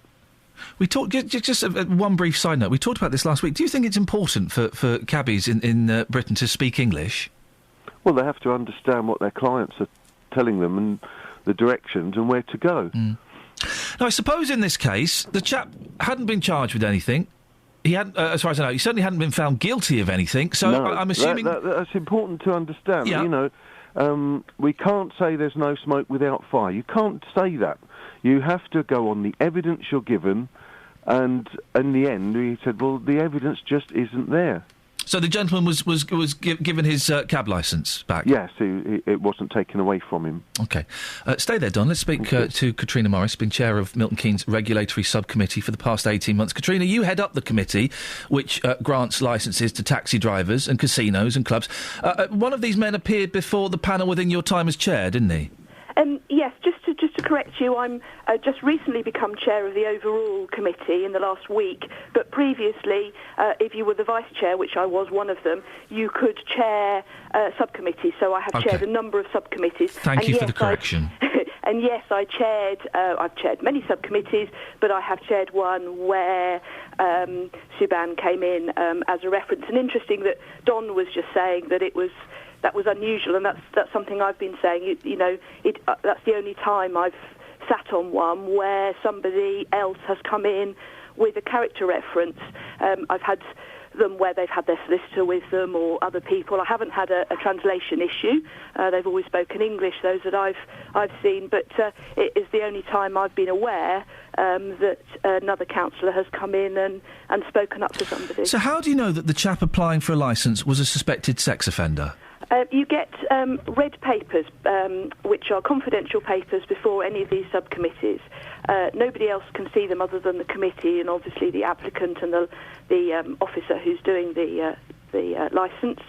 And everything is contained in those documents. And the important thing is, at the meeting itself, again, it's a private meeting with no press or public there, so that we can go into great detail about what we have on the paperwork, which is always the DBS, the CRB, with all the content of that. And during the meeting, it's vital that we go into great detail of whatever is on there to reassure ourselves that this person is fit and proper, or indeed to conclude that the person isn't fit and proper. But we have all of that information, and we must have all of that information, because it's vital to make sure that everybody driving taxis out there are safe. And as we said, the vast majority are. Had the gentleman in question in this incident been charged or found guilty of a sex crime? This was information contained on an advanced DBS, CRB, and a no. However, it's interesting, it's something I have learnt, that if there are very serious concerns about somebody, but it might not have gone to court or for various reasons, the police leave this information on a very, very serious information, not a... But if the person hasn't been charged or found guilty, then technically they're not guilty of anything, are they? It's interesting because for me, innocent till proven guilty is the crux of this country. However, there must be situations where, for some reason, and we don't know what those reasons might be, these information remains on a DBS. And in some cases, people will go to court to try and have these things removed, and won't. They won't be removed. So you have to take it as, from the police's point of view, they're on here for a very good reason. But yes, I agree with you. Innocent till proven guilty. What had he been accused of? And as I said all the way along, I don't remember the detail, but they're sex-related issues. Yeah. There are three of you on this committee. I'm assuming you said no to this gentleman's licence. Is that right? Absolutely. What did the other two people say? As a committee, we said no. The final vote was for all of us to be saying no, yeah. So all three of you said no? In the end, the final vote was a no vote, yes. You say in the end? There's discussions go on because people have differing views to begin with, and there's sort of some persuasion to happen sometimes either way. But at the end, one comes to usually everybody in agreement. You say persuasion. I have read accounts where it's implied it was actually a little bit harder than that you kind of had to fight the other two to get them to agree. They were quite prepared to say yes. In the end, we thankfully said no to him. But they were prepared to say yes at some point. There are some difficult conversations to be had, yes, absolutely. So there were two councillors. If you hadn't have been there to fight that corner, it's quite possible that person could have been granted a licence. Again, everything's possible, isn't it? Yes, I was there, and no, it wasn't. And if other people had been there, different decisions might have been made, like we know in the other one. So, which is why I guess why we kind of need a standard, don't we? If this could have gone the other way, if the other two people on the panel had were so keen to say yes, and you hadn't been so strong-willed, then this gentleman could be driving around. So I suppose we do need a standardisation, don't we? The policy is extremely strong on this, in my view, and therefore entirely within the policy to say no, and frankly not within the policy to say yes. But I would hate the day where we have something that is literally ticking boxes.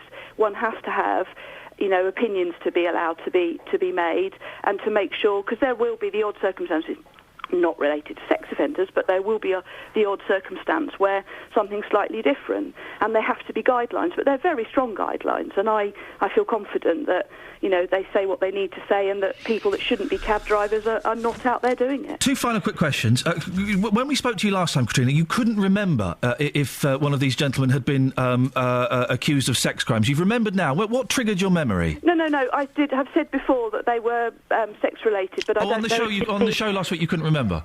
In detail, I don't remember, no, because we do a lot of them, and I purposely make sure that having made a decision, I move on from it, because the decision is made, and we have another one to make around the corner. I'm sure there are lots of these that happen. And finally, both of you, start with you, Katrina. Mr. Shafiq is still a councillor, refusing to answer our calls. Do you think it really is time for him to go now? As I say, and I need to continue saying, it's a matter for him, but I know my leader is very strong that if it had been in our situation, that making that decision, the person would have gone. I think Councillor McCall is in a difficult situation. He tells us that he can't remove the whip, he can't make people go, and therefore it's a matter for the individual to go. But I think the strength of feeling from the public should be fairly obvious to people. Don, I should, of course, flag up that you are a former Tory councillor. These gentlemen are Lib Dem, so you may be slightly biased, but do you think it's time for Mr. Shafiq to go? Well, I agree with Katrina, who's put a very, very strong case. But there's one thing that hasn't been mentioned. The council is what's known as the corporate parent. That means that everybody who works for the council has a responsibility for the children of Milton Keynes, especially those in care. And they run around for schools and things in taxis. Every councillor is effectively in charge of those children and has a responsibility. And I think it's up to the council, including leaders of parties, to think very, very carefully about the decisions they make.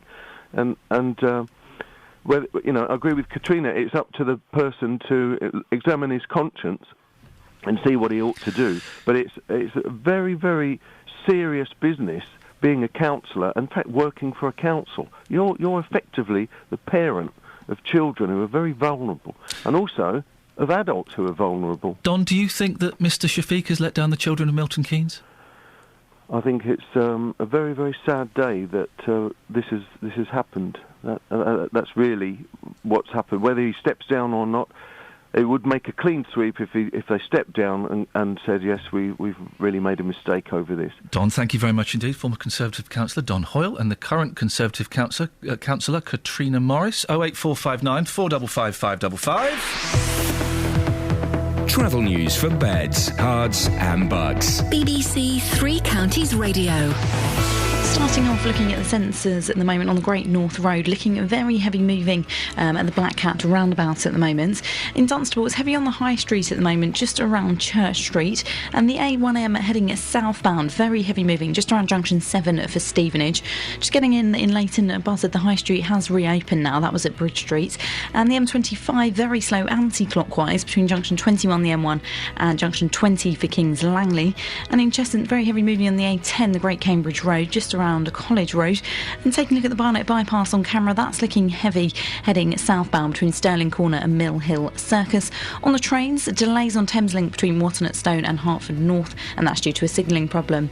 Nicola Richards, BBC Three Counties Radio. Thank you, Nicola. Have you ever met a celebrity in a toilet, or do you know a Scottish person? 08459 455 555.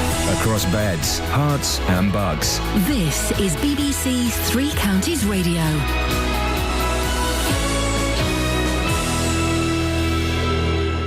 With the headlines, I'm Simon Oxley. Scotland has voted no to independence, with just one area still to declare. The no vote stands at 55%, with the yes vote 45%. David Cameron says there's now a great opportunity to change the way Britain is governed. It's emerged that the former mayor of Milton Keynes, Subhan Shafiq, gave character references for 3 alleged sex offenders applying to become cab drivers. He was forced to stand down after vouching for a convicted rapist. And county councillors in Hertfordshire have agreed a plan to keep all the county's recycling centres open following public consultation, which they say will save £6 million over the next 8 years. Three Counties Sports. BBC Three Counties Radio. Practice starts this morning in Singapore ahead of Sunday's Formula One Grand Prix as Lewis Hamilton and Nico Rosberg renew their battle for the title. Watford captain Troy Deeney is out of tomorrow lunchtime's kick-off with Bournemouth with a hamstring injury. The Hornets say he'll be missing for a matter of weeks, but Gianni Munari and Fernando Forestieri are both fit. Milton Keynes Dons host Crewe, boosted by the new contract for sought-after midfielder Dele Alli. He says he's concentrating on trying to help the Dons to promotion. I'm not thinking about the future too much. I'm just focusing on the present, and I think at this moment in time I'm here, so I'm just going to enjoy playing here and helping the club as much as I can. The league is our main focus this season, and we know we're a very good side this year. We've got a good range of old people and young people, and it's a good mix. Luton will check on the fitness of Jake Howells and Paul Benson for the trip to Cambridge, but Steve McNulty returns after the birth of his daughter, and Matt Robinson is back after suspension. His manager John Still. I think our performances warranted a few more points than they've got. But having said that, as I said, we have to have people that can clear the ball from our box, and on a couple of occasions we haven't, and put it in the other end, and on a couple of occasions we haven't. There was a few games earlier on the season we're not making enough chances. Final ball, I kept saying about our final ball, our final pass. I think we're doing that now. Elsewhere in League Two, Stevenage go to Oxford, Wickham are at Portsmouth, and there's commentary on Watford, MK Dons, Luton, Stevenage and Wickham in tomorrow's Three Counties Sport, which starts at midday. And in last night's Europa League matches, Tottenham drew 0-0 away to Partizan Belgrade. Everton were 4-1 winners at home to Wolfsburg. BBC Three Counties News and Sport. The next full bulletin is at 8. Call 08459 455 555. BBC Three Counties Radio. A lot of talk about Scotland this morning. I'm kind of guessing that most of you are waking up, looking at the news and going, oh, well. You're not really that bothered by it. I mean, we've got to feature it on the news. Well, why have we got to feature it on the news? I don't know. OK, well, we have to feature it on the news because it's news. Why do we have to feature it on the show? I don't know. I don't know. It's one of those things that... Is it one of those stories that's only a story because we keep going on about it? I'm trying to gauge your reaction to the news that Scotland has voted no to independence. Are you bothered? I mean, some of you might be quite hot under the collar, thinking it's a terrible missed opportunity. It's great news. It's fantastic. I suspect most of us are... 08459 455 555. On that subject, ever met a Scottish person? What are they like? Do give us a call. And we're also asking, have you ever met a celebrity in a toilet? Some great stories already. Before we go to Justin, we've got Iain on the M1. Morning, Iain. Morning, Iain. I'm not on the M1, I'm on the M25. Oh, go on, mate. They've held all the traffic just for anybody who's stuck in it. There's a lorry at the A1 junction anti-clockwise. It doesn't look like it's been in an accident, but they've held all the traffic near Potter's Bar at 24. So if you're stuck in that's the reason. There's got a big accident ahead, so you shouldn't be there too long. But it's all hell. So. Do you want money or something? What? Do you want money? Well, I want to be the new traffic person, you know what I mean? I want to bring these live reports to you. Well, I mean, we have Nicola, who is, I don't want to say excellent because it's not true, but she's really working on it. Well, yeah, but this is live from the scene, you know what I mean? I've just gone past it all. That's true. You haven't got a helicopter, have you? I haven't. I've got my map. I tell you what, if you get a helicopter and label it the Flying Eye, then give us a call back and we'll chat. Okay, and you'll call me Ian Traffic or something like that? Yeah. We'll call him Ian Traffic or something. Brilliant. I mean, does any radio station have a Flying Eye anymore? Do you know what, boss? Years ago, I think it was on Noel Edmonds. What was that programme we did at the weekend? Swap Shops. No, it wasn't that one. It was the big Saturday night programme. Swap Shop. No, the House Party. The House Party, that was it. Yeah. He had that feature called Gotcha, and there was a celebrity in a helicopter doing a one-off traffic special that morning. Yeah. But the helicopter was above fields, and it was a big gotcha. Somebody would tell me who that was. I used to work for a commercial radio station. We apparently had a Flying Eye run by Captain Johnny by the name of Thunderbird 1. Did I dream this? Didn't Three Counties have a helicopter? No. Did I dream that? Not in my time, and I've been here ages. Yeah. I thought they had a helicopter. I wish. Imagine a radio station going, what we need, guys? Helicopter. Yeah, all right. Let's do it.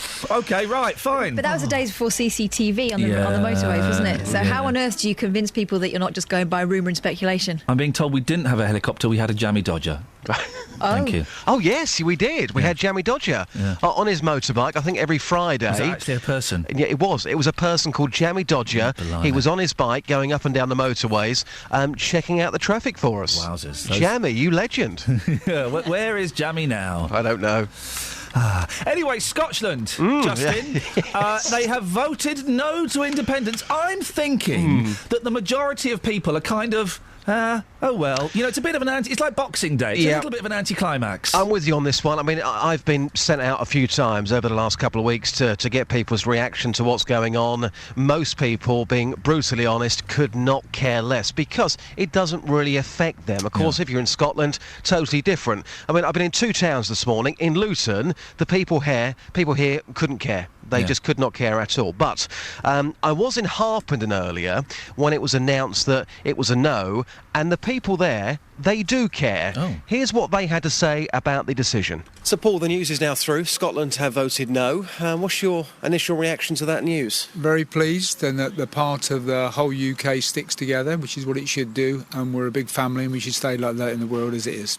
In the last couple of weeks, so much talk about it. Were you genuinely worried that Scotland were going to go their own way then? Not genuinely worried, just concerned that it was so hyped up that there could be a yes vote. It just seemed very obvious that sort of jingoistic sort of nationhood shouldn't be that way. It should be individuals and a family of people. And why is it so important to you that we stay as Great Britain, as a family, as you put it? Well, importantly, all families stick together and look after each other in good and bad times. And bad times mean there could be global threats. And the last thing we want is somebody coming in from the top of England, from the top of Scotland, so that could be a vulnerability for us as a country. Interesting stuff. I appreciate your time. Thank you very much. Pleasure. Again, sir, you just heard the news. Scotland have voted no. Yep. What's your reaction? Well, I think it was a democratic vote. I think, clearly a close call and a tough decision for a lot of people. But I think hopefully now this will allow change to occur within reason, which is right for the Scottish people, and hopefully some sort of level of normality can return. What about yourself personally? Are you pleased with this result? I'm pleased to the extent they won't continue a period of uncertainty. I mean, there may be an element of that, but I think that for me the key is that the vote, everyone was given the opportunity to vote, very good turnout, 84%. So I think... Yeah, it was the people of Scotland's decision. Maybe people in England should have been consulted as well. I think some of the voting, who was allowed to vote and who wasn't allowed to vote, was probably a bit confused and probably maybe a little bit unfair in some cases. But no, personally pleased with the result, but it was obviously for the Scottish people to decide. Well, there's some emotion there, Justin. Absolutely, some. Very limited, but I think, as you've been talking this morning, I think most people waking up this morning going, oh, right, and then they just get on with their day. I think most people really today don't really care. Yes, they've heard about the decision, but in reality, most people don't care. I could be wrong. Justin, thank you very much. We'll speak to you later on. 08459 455 555. David's in Biggleswade. Morning, David. Hello, Ian. What have you got for us? Well, you made a comment earlier on that really made me laugh about the politicians listening to these so-called opinion polls that get it wrong yet again. when you said, well, they would get a free amnesty on returning, overdue library books. Yes. So I thought that was very, very droll. But it did actually trigger another thought, Ian, and it's this. How is it, if we are really to be a united kingdom, we are still not on a level playing field? I think, in actual fact, the Scots have probably got a better standard of living already, thanks to Westminster, than we do in England and elsewhere. And I'll tell you for why. How is it that one day you will have to pay for your son and daughter's university education? The Scots do not. How is it that one day, heaven forbid, but one day you may have to pay for residential care for your loved ones when, and I may be wrong here, Iain, the Scots do not? What I really try to say is they already enjoy a lot of luxuries, and good luck to them. But if they're getting free education at university, I think we all should. And if we all can't, then I think we all ought to pay. Now, is that logic selfish, or is it fair? I think it's fair, and it's unfair at the present moment. They have been... I want to correct you on one thing, and someone will know more about this than I. I think when it comes to the care homes, that you do pay for care homes. You certainly pay for accommodation costs for care homes in Scotland. Right. I think it's personal care at home that's free. Someone will correct me. But your point still stands when it comes to education. I don't know. It doesn't seem particularly fair. And it seems that the Prime Minister and the others have bent over backwards and given Scotland even more powers. That surely Wales and Northern Ireland and the English must be scratching their heads going, well, hang on a second. Why are they getting more stuff when they kicked off a little bit, had a little bit of a strop, and we've given them loads of stuff? Well, I think Salmon has been playing a very clever game. And he's certainly a politician with wits to reckon. This topic is not over.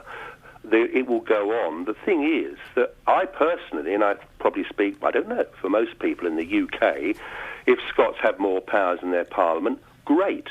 So long as it's not at the detriment. And now, I've got to be careful here. The vast majority, in terms of numbers, live within the borders of England. The vast majority. Yes, we include Northern Ireland, we include Wales, of course, Cornwall. But the fact of the matter is it, do you think, that the people that live within England, who in fact subsidise much of this already, and are we going to have now, are the politicians going to use this again as a docile pawn? David, have you ever met a Scottish person? I like the Scots, those few that I've met. Yeah. Well, we're going to speak to one now. Stay there. Liam is Scottish. Good morning, Liam. Good morning, Ian. You've called in about this care home thing that David's mentioned. What is the situation in Scotland? He seems to think it's free. Well, it's not entirely free, and you were absolutely right in your comment earlier. My mother was in a care home, and it isn't free. I think that you're also right that you get free home care, but you also get that in England. That's well, I did. I accept that, and that's why I said to Ian, I wasn't sure of my ground here. Listen. Well, there is a great chance here that there could be tensions building in Scotland from those 45% who didn't get their way.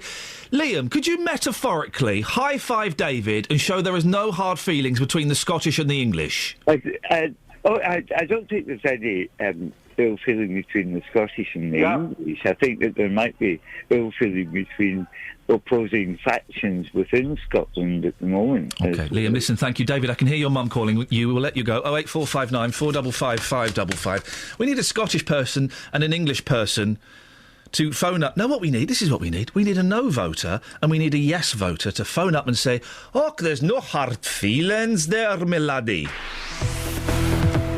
Travel news for beds, cards and bugs. BBC Three Counties Radio.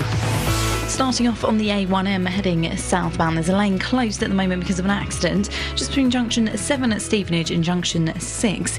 The M25 heading anti-clockwise, very slow on the speed sensors at the moment, and that's between junction 21 for the M1 and junction 20 for Kings Langley. Queuing at the moment on the Barnet bypass heading southbound between Stirling Corner and Mill Hill Circus, and in Uxbridge looking very slow at the moment on Swakeleys Road just at Western Avenue. There's been an accident there causing problems. And taking a look at the trains, delays on Great Northern between Watton at Stone and Hertford North, and that's due to a signalling problem there. Also some minor delays on the Metropolitan line between Wembley Park and Amersham. Nicola Richards, BBC Three Counties Radio. Nicola! Yeah. We've had a gentleman, another Iain, he's been phoning in with some excellent travel reports recently. He phoned in just now from the M25 with an update. Amazing. Yeah. I mean, he's kind of vying for... How long is your contract? Depends on what he's saying. He's saying he's up for the gig. Oh, yeah. We could do like a double header thing. Oh, blimey, Sarah. 08459 455 555. I don't think our budget would stretch to a double header, not these days. Well, we make them fight then. Oh, yeah. Winner stays on. Winner stays on. Put your quid on the table and you can finish when we finish this frame. OK, guys? 7:47. It's Friday the 19th of September. I'm Iain Lee. These are your headlines on BBC Three Counties Radio. Scotland has voted no to independence, with just one area still to declare. The no vote stands at 55%, with the yes vote 45%. It's emerged that the former mayor of Milton Keynes, Subhan Shafiq, gave character references for 3 alleged sex offenders applying to become cab drivers. He was forced to stand down after vouching for a convicted rapist. Let's get the weather. Here's Sarah. Beds, Hearts and Bucks weather. BBC Three Counties Radio. Yes, thanks very much indeed. What we're looking at are some torrential downpours, which largely are clearing away from Beds, Hearts and Bucks now, but we've got more on the cards for later. So Met Office weather warning in force for all 3 counties, and the warning stretches right the way through the day. As I say, things drying out now after some overnight thunderstorms, and largely they're tracking off towards the north. Maybe a couple around still through the breakfast time period. Pretty isolated, but certainly worth a mention. There are some just grazing Buckinghamshire at the moment, actually. And as we go through the morning and into the middle part of the day, a lot of dry and increasingly bright weather. Temperatures above where they should be for the time of year again, up into the low 20s Celsius, given some sunshine, maybe even a smidge higher than that. But of course that then will spark off the risk of further showers. So by the end of the day into this evening, we'll be talking about further thunderstorms. Pretty isolated, but if you catch one, it could be quite heavy. As we go through the night's night, temperatures staying up in double figures, another misty, murky start tomorrow morning and humid, but through the weekend things tending to dry out, and we'll start to see some brighter weather coming through, some clearer and some fresher weather, and crucially today is summer's last hurrah, will turn cooler through the weekend. Iain. Excellent. Bring it on. There were golds galore in Glasgow. Commonwealth Games as a whole was an amazing experience, and to bring back the amount of medals that we did was amazing. Well, what a performance! But once again, we also want to celebrate our unsung sporting heroes this year. She's an amazing coach who really inspires us. So who will you nominate? She understands how we feel and everything. We're looking for someone who's made their contribution for no reward, but had the enjoyment of seeing sport flourish in our local communities. To make your nomination, go to bbc.co.uk/unsunghero and download a form. The closing date is the 20th of October, with our 2014 Unsung Hero announced at this year's BBC Sports Personality of the Year. You can't bottle it. Get inspired and get nominating. Well, if you bottle it, I'm assuming you're out of the running. Running, sports, clever. Now, Hertfordshire Police are going out clubbing this weekend. That's to say, they'll be breathalyzing drunk people in Hemel. Yeah. As part of an awareness campaign, they'll be popping up in town centres, pubs and discotheques to kill the joy. That's what it sounds like, doesn't it? But, have I got this right, Kath? They're going to go up to drunk people, or people who've been drinking, and do breathalyzers on them, not to prosecute them, but just to show them that they're drunk. Yeah. I know what would have happened among my friends if that happened. They would have said, "Oh, am I only there? I'll go back and have another one." Yeah, it would be a challenge, and I don't say this lightly. It would have been a challenge. Hang on a minute, he's more drunk than I am. Right, game on. Just thinking maybe it's a bit late once they're actually on it. Well, Justin Dealey has been out to the streets of Hemel to find out what people have to say. So, Dale, you live in Hemel.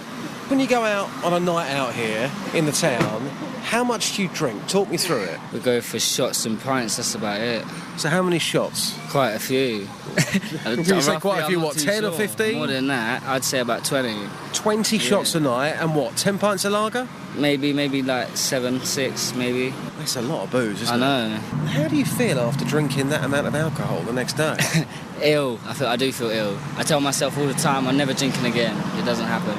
OK, so how would you feel, and be honest, how would you feel if you was on a night out and you'd had that much to drink and somebody breathalyzed you to warn you about the dangers of what you were drinking, would you just laugh at that? Would you take it seriously? Obviously, I take it seriously because I know that drinking is a serious issue, so it could be real dangerous. But it all depends. Obviously, I don't mind it happening, but it lets me know how drunk I am. And yeah, it's interesting. So you'd have no problem volunteering for that. Just lastly, though, the following weekend, I bet you'd be back up to your old tricks again, regardless of those results, probably, wouldn't you? Yeah, probably. So, when you go out drinking, let's pick the extreme here, okay? How much can you drink in one night? In one night? Depends. But at least one bottle. One bottle of spirits? Yeah, one bottle. I suspect the first child was lying. 7 pints and 20 shots. 20 shots? Well, you'd die, wouldn't you? Is he Gerard Depardieu? Who was in the papers this week saying he drinks 14 bottles of wine a night or something ridiculous. Day, yeah. Is it a day, right? I mean, I don't know about that. Well, Hertfordshire Police don't want to talk about it. I don't know why. But fortunately, Roy Larter does. He's a course trainer at Hertfordshire Alcohol Problems Advisory Service. Morning, Roy. Good morning. What do you think of this approach? I think the first lad is probably exaggerating. I think he is slightly, yes, bless him. But nevertheless, the courses we run, we do get people who tell a similar story. Their weekend consumption or their weekly consumption, it far exceeds the recommended guidelines. And, you know, they're doing damage, long-term damage to themselves if they continue in that way. The police going around just breathalyzing people who are out at pubs and clubs. What are your thoughts on that? Well, if it raises awareness and it stops them getting in a car, you know, because obviously they're not targeting drivers at the moment, they're just picking up on members of the public. Great if the message gets through, but they're approaching people who are drunk, who probably think it's a bit of a laugh. Does the message get through? Probably not. That's kind of my thing. You know, we want to stop drink driving. Of course we do. Well, in that case, let's breathalyse people as they're getting into their cars, maybe, if they're seen coming from a pub or a club. But just people who are out having a laugh, you know, whatever you think about it, they should just... It seems a little bit a killjoy. Well, because the problem is that society is based on a drinking culture, and booze has never been cheaper. You look at all the offers in supermarkets, etc., and they're practically giving it away. So, you know, the temptation is there. Budgets that kids have got is enough to get them drunk every weekend. The education side of it, we try and get into schools and colleges. As an agency, we're a registered charity in Hertfordshire delivering that message. You are doing yourself long-term damage. And for women, it's even quicker. They can, you know, become damaged far more earlier than guys do. We hear all these stories in the paper, Roy, about binge drinking and how it's worse than it's ever been. Is it worse? Because I remember being 16, 26 years ago, and sitting in a field and, you know, doing a bottle of Thunderbird with my mates, and we used to go out, you know, and I'm not proud of it, but it's kind of a... It's kind of what teenagers do, isn't it? And have always done. Well, they do, and you know, we try and deliver the message that it might be okay, you're clever at the time, but long term, you know, down the road a bit, people can get. It's a drug. It's addictive. For some individuals, they become addicted to it. They become dependent on it. And it ruins lives, and that's the message we try and get across. Roy, if people want to find out more about the Hertfordshire Alcohol Problems Advisory Service, where do they go? If they can give us a call in the office in Welling, we're on set at the moment. Our phone number is 01432... Sorry, 01438. I nearly gave my home number then. I've done that before. 01438 718 374 is our number here, and we're in the High Street at the old village of Welling. Yep. Keep up the good work, Roy. Thank you. Thank you very much indeed. Cheers. Roy Larter, does a course trainer at Hertfordshire Alcohol Problems Advisory Service. I just kind of think, I haven't had a drink for years. 10 years, almost. If I was out with my mates getting boozed up and a copper comes up to me and does a breathalyser test, it would either become a challenge to see who is the most drunk, or I'd think it was an inconvenience. I've got no idea how that's going to help in the slightest. I don't think it's going to help at all, is it? If you're already 3 sheets to the breeze, which is what they're going to be looking out for, surely. A bit late, isn't it? And this isn't to arrest people. I think this is just to say, hey, did you know that you're 6 times over the limit? Yes, so what? I think It's to show you up a bit. Yeah. Go and stop people if they're getting into their car. If you see someone going from a pub or a club into and getting into a driving seat, then breathalyse them. I've got no problem with that. Whether they, even if they don't look drunk, go and have a go. That seems fine. But just ruining people's nights? Is that really what the police should be doing? You may disagree. 08459 455 555. Catherine, do you want to speak to Colin? Yeah, go on. I don't fancy it. Morning, Colin. Thank you very much, Mr. Lee. Oh, ignore him. He's in the right mood. It's Friday. You wouldn't know it, would you? He's having a strop, is he? What did you want to say, Colin? The Flying Eye, I believe, if I remember correctly, because it was a long time ago, was run by Capital Gold and their firm. Oh, right. Their company, and I used to listen to it when I was delivering through London and... stuck in traffic and see it flying over. Oh, right, so it was real. It wasn't just a sound effect. Oh, no.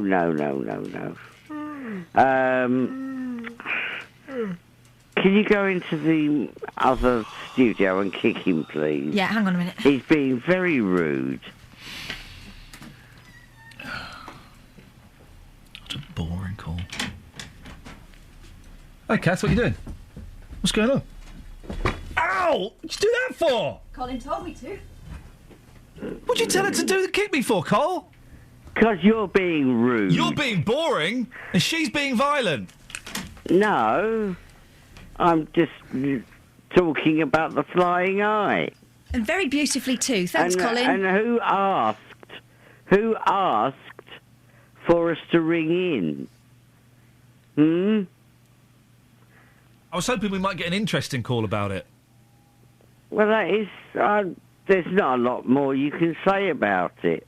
I've just got back from South Wales. Had a couple of days away. That's why you've not heard from me. Did I have a nice time? Yes, thank you. I looked at loads of dinosaur footprints. Oh, I see. The silent treatments. Never mind. So, I haven't looked out the window yet. What's the weather like? Is it raining here? Travel news for beds, cards and bugs. BBC Three Counties Radio. Starting off on the A1M heading southbound, there's a lane closed at the moment because of an accident just between junction 7 at Stevenage and junction 6 for Welwyn Garden City. In Nebworth, it's queuing at the moment on London Road, just around Wotton Road, as people are trying to divert away from the problems on the A1M. And having a look so far at the trains, delays on Great Northern between Watton at Stone and Hertford North. Nicola Richards, BBC Three Counties Radio. Thank you so much, Nicola, thank you. Ever met a Scotsman? What were they like? And anything else you fancy. More of your calls after the news with Simon Oxley. Local and vocal across beds, hearts and bucks. This is BBC Three Counties Radio.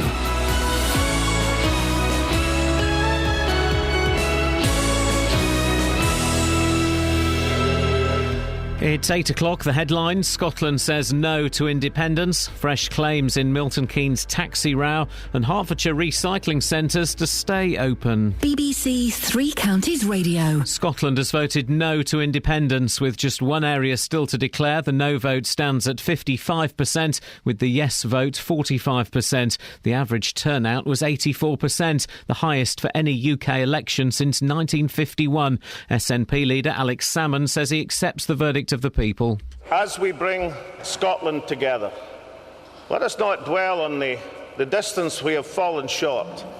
Let us dwell on the distance we have travelled and have confidence that the movement is abroad in Scotland that will take this nation forward, and we shall go forward as one nation. David Cameron says there's now a great opportunity to change the way Britain is governed. Just as Scotland will vote separately in the Scottish Parliament on their issues of tax, spending and welfare, so too England, as well as Wales and Northern Ireland, should be able to vote on these issues. And all this must take place in tandem with and at the same pace as the settlement for Scotland. But the UKIP leader, Nigel Farage, says that poses a question for England. One of the big questions is, should England have a First Minister?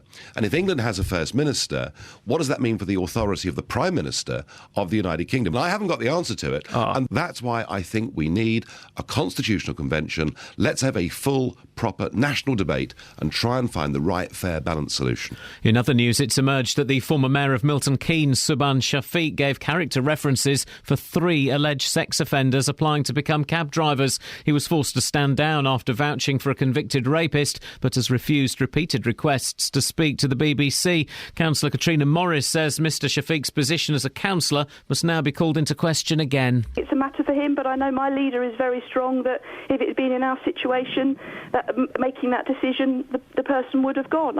But I think the strength of feeling from the public should be fairly obvious. 3 men have gone on trial at Luton Crown Court charged with smuggling heroin with a street value of over £37 million into the UK in an old Jaguar car. The jury heard the vehicle was rammed with over 300 packets of the drug when it was discovered in December last year. 3 men, including 35-year-old Isra Khan from Luton, deny the charges. County councillors in Hertfordshire have agreed a plan to keep all the county's recycling centres open following public consultation, which they say will save £6 million over the next 8 years. But opening hours will change and each centre will close for 2 days a week, although all will be open at weekends. In sport, practice starts this morning in Singapore ahead of Sunday's Formula One Grand Prix as Lewis Hamilton and teammate Nico Rosberg renew their battle for the title. The weather, heavy showers and thunderstorms mixed with clearer spells later on, a maximum temperature 23 degrees Celsius. And you can get the latest news and sport online at bbc.co.uk/3 counties. Today on BBC Three Counties Radio. From 9. The JVS Show. With me, David Prever, where you can join in the big phone-in and have your consumer problems tackled. From 12. Nick Coffer. With 2 legends on my programme today, Sue Pollard and the Queen of Musical Theatre, Ruthie Henschel. From 3. Roberto Perroni. The best stories as they happen every single afternoon and the greatest talking points. From 7. Mark Forrest. I'll bring you the best bits from everything that's been happening on BBC Local Radio. Today on BBC Three Counties Radio. I do like Nick. I like him a lot. I just think that using the term legend to describe Sue Pollard is perhaps stretching it slightly. She's a lovely lady. I've met her myself. Delightful. Legend? I don't know. Morning, this is Iain Lee, BBC Three Counties Radio. Coming up, the Scots, taxis, and ever met a celebrity in a toilet. I know. Hey, let's combine both of them. Ever met a Scotsman in a toilet? 08 459 455 555. Across beds, hearts and bucks. This is BBC Three Counties Radio.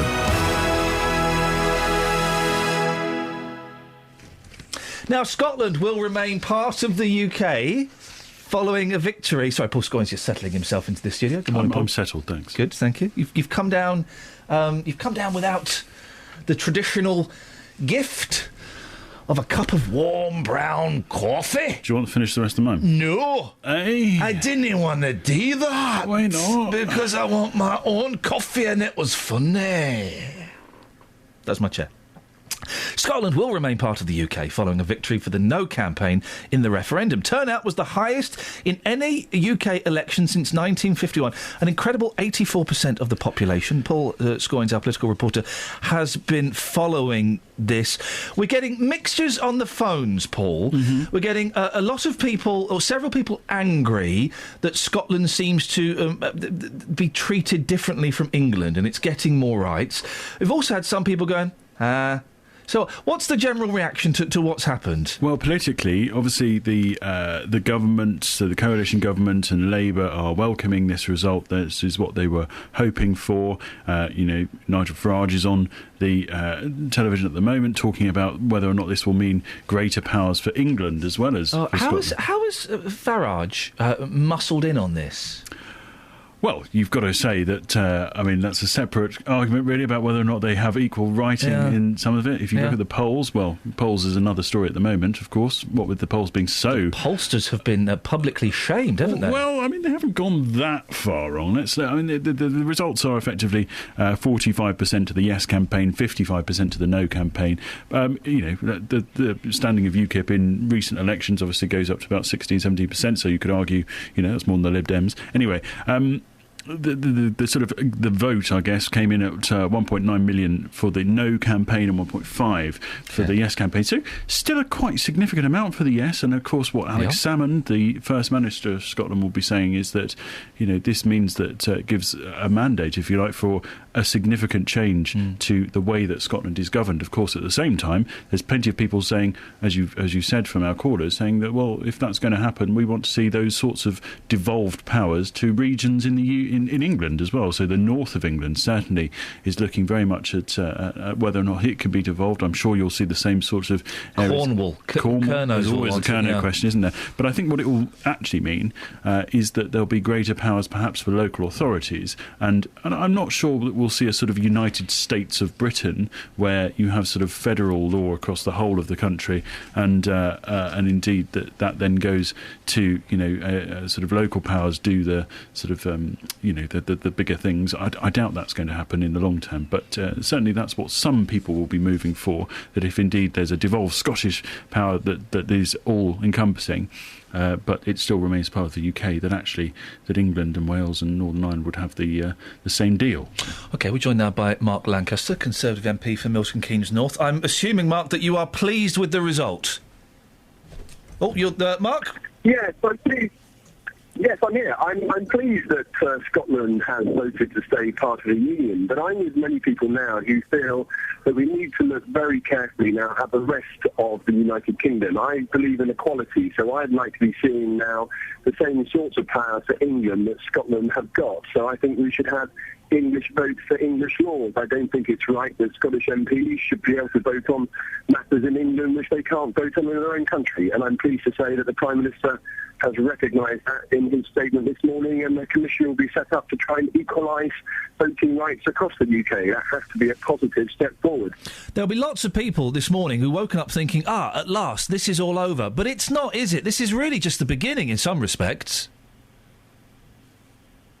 I think that's right. It is just the beginning. I mean, I've been calling for sort of English votes for English laws for some time now. I questioned the Deputy Prime Minister back in 2012 over this issue.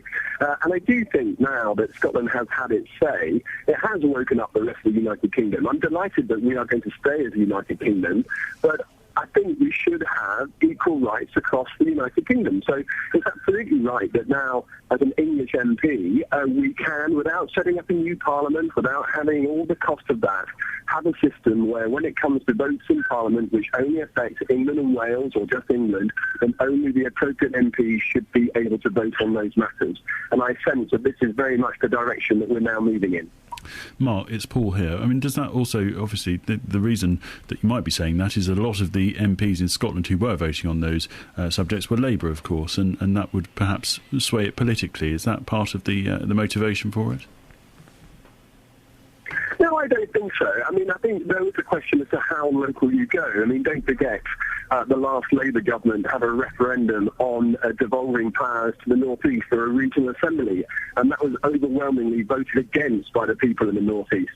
So I think really at this stage we are simply talking about moving down to a national level and ensuring that there is equality across the United Kingdom. I think it's almost impossible to argue against. Mark Lancaster, Conservative MP for Milton Keynes North, thank you very much. We're joined now by Luton Labour councillor Yaqub Hanif. Yaqub, you went to Scotland to campaign for the no side. Can I ask why? Because, like previous callers just said, I want my family members and everybody else in Scotland to remain part of our wonderful nation. Yaqub, can I ask, sorry, are you on speakerphone? Is there any way that you could use your hands? Yes, it's not a particularly good line. Okay, is that better? There we go, sir. We can hear you. So, what did you do? What did you do in Scotland when you went up there? Basically, went on knocking on doors and speaking to real people, not just people on Twitter, and asking them how they felt and were they ready to take a leap into the dark as Alex Salmond wanted them, and quite overwhelmingly they said no. In fact, I had a lot of people said to me that they were SNP voters, but they were, they didn't want Alex Salmond to become the King of Scotland, as one gentleman said. But when you turned up and you went, "Hello, my name's Jakub, I'm from Luton," you may not have even heard of it, "I think you should stay part of the United Kingdom," were people surprised that someone had travelled from so far away to come and try and persuade them? No, quite the opposite. They were delighted that, that people from across the UK were concerned, and, wanted them to remain part of our family of nations. And they were delighted to see that, there was so much, care and attention on their part of the Isles. And they were more than delighted. In fact, that wasn't even raised. We just had a normal conversation about the issues that they were concerned about and the questions that they had to ask of us, in the No campaign. We've heard quite a lot in the press about intimidation from certain sections. Did you see any of that? I didn't see any, but one of the girls there, Amy, her name was, she said that her car got scratched because it had a no sticker on it. And then one of her friends reported this windows being smashed that had no stickers in the window. So, there was very real, fear from the No campaigners anyway that that they may be targeted by people in the Yes camp. So that's what I saw. Jakub, I appreciate your time. Thank you. That's Luton Labour councillor Jakub Hanif, who went to Scotland to campaign for the No side. Your thoughts on this, please? Are you excited? Are you disappointed? Are you a bit? 08459 455 555. Well, we sent our reporter Matthew Lockwood out last night to the Watford and West Hart Scottish Society. I must renew my membership. What do they think?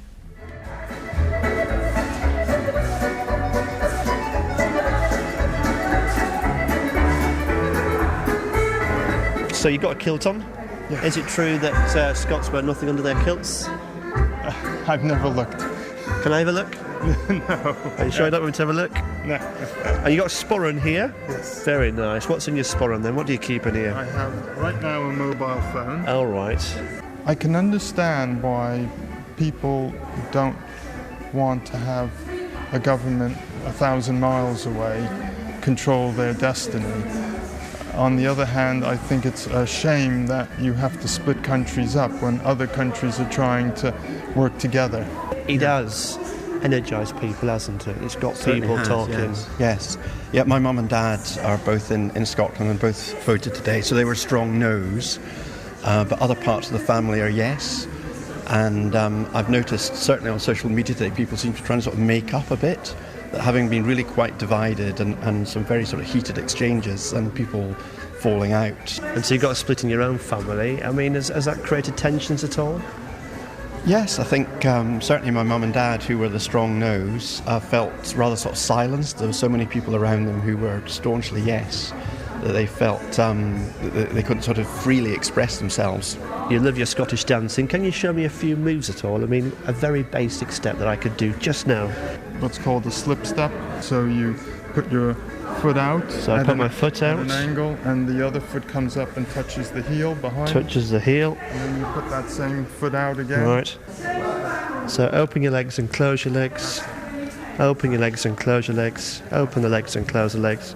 That's pretty easy, isn't it, really? How would you have voted today, then? I would have voted no. I've changed my Facebook picture to a Union Jack heart and says, "Don't go breaking my heart." And Duncan, what about you? I would have voted yes. I think what is happening in Scotland, hopefully, could be a foretaste of what might happen in England. It's not a matter of separation. I think the Scots are trying out a kind of politics which could work very well here. OK, so let's do a basic step, then the music started. Step and close, step and close, step and close. Thank you very much, I've really enjoyed that. Travel news for beds, cards and bugs. BBC Three Counties Radio. Rather slow moving on the A1, the Great North Road, heading southbound at the Black Cat roundabout. The A1M's looking very slow on the sensors, heading southbound between Junction 7 for Stevenage and Junction 6 for Welwyn. This is following an accident that's happened there. So it's causing some delays in Nebworth on London Road, just around Watton Road, as people are trying to divert away from the A1M. The M25 heading anti-clockwise, rather slow around Junction 24 for Potters Bar, as those roadworks are continuing there. And having a look at the trains, delays on Great Northern between Watton at Stone and Hertford North, and this is all due to some signalling problems there. Nicola Richards, BBC Three Counties Radio. Thank you very much. It's 8:16. It's Friday, the 19th September. I'm Iain Lee. These are your headlines on BBC Three Counties Radio. Scotland has voted no to independence, with just one area still to declare. The no vote stands at 55%, with the yes vote at 45%. It's emerged that the former mayor of Milton Keynes, Subhan Shafiq, gave character references for 3 alleged sex offenders applying to become cab drivers. He was forced to stand down after vouching for a convicted rapist. And county councillors in Hertfordshire have agreed a plan to keep all the county's recycling centres open, which they say will save £6 million over the next 8 years. BBC Three Counties Radio.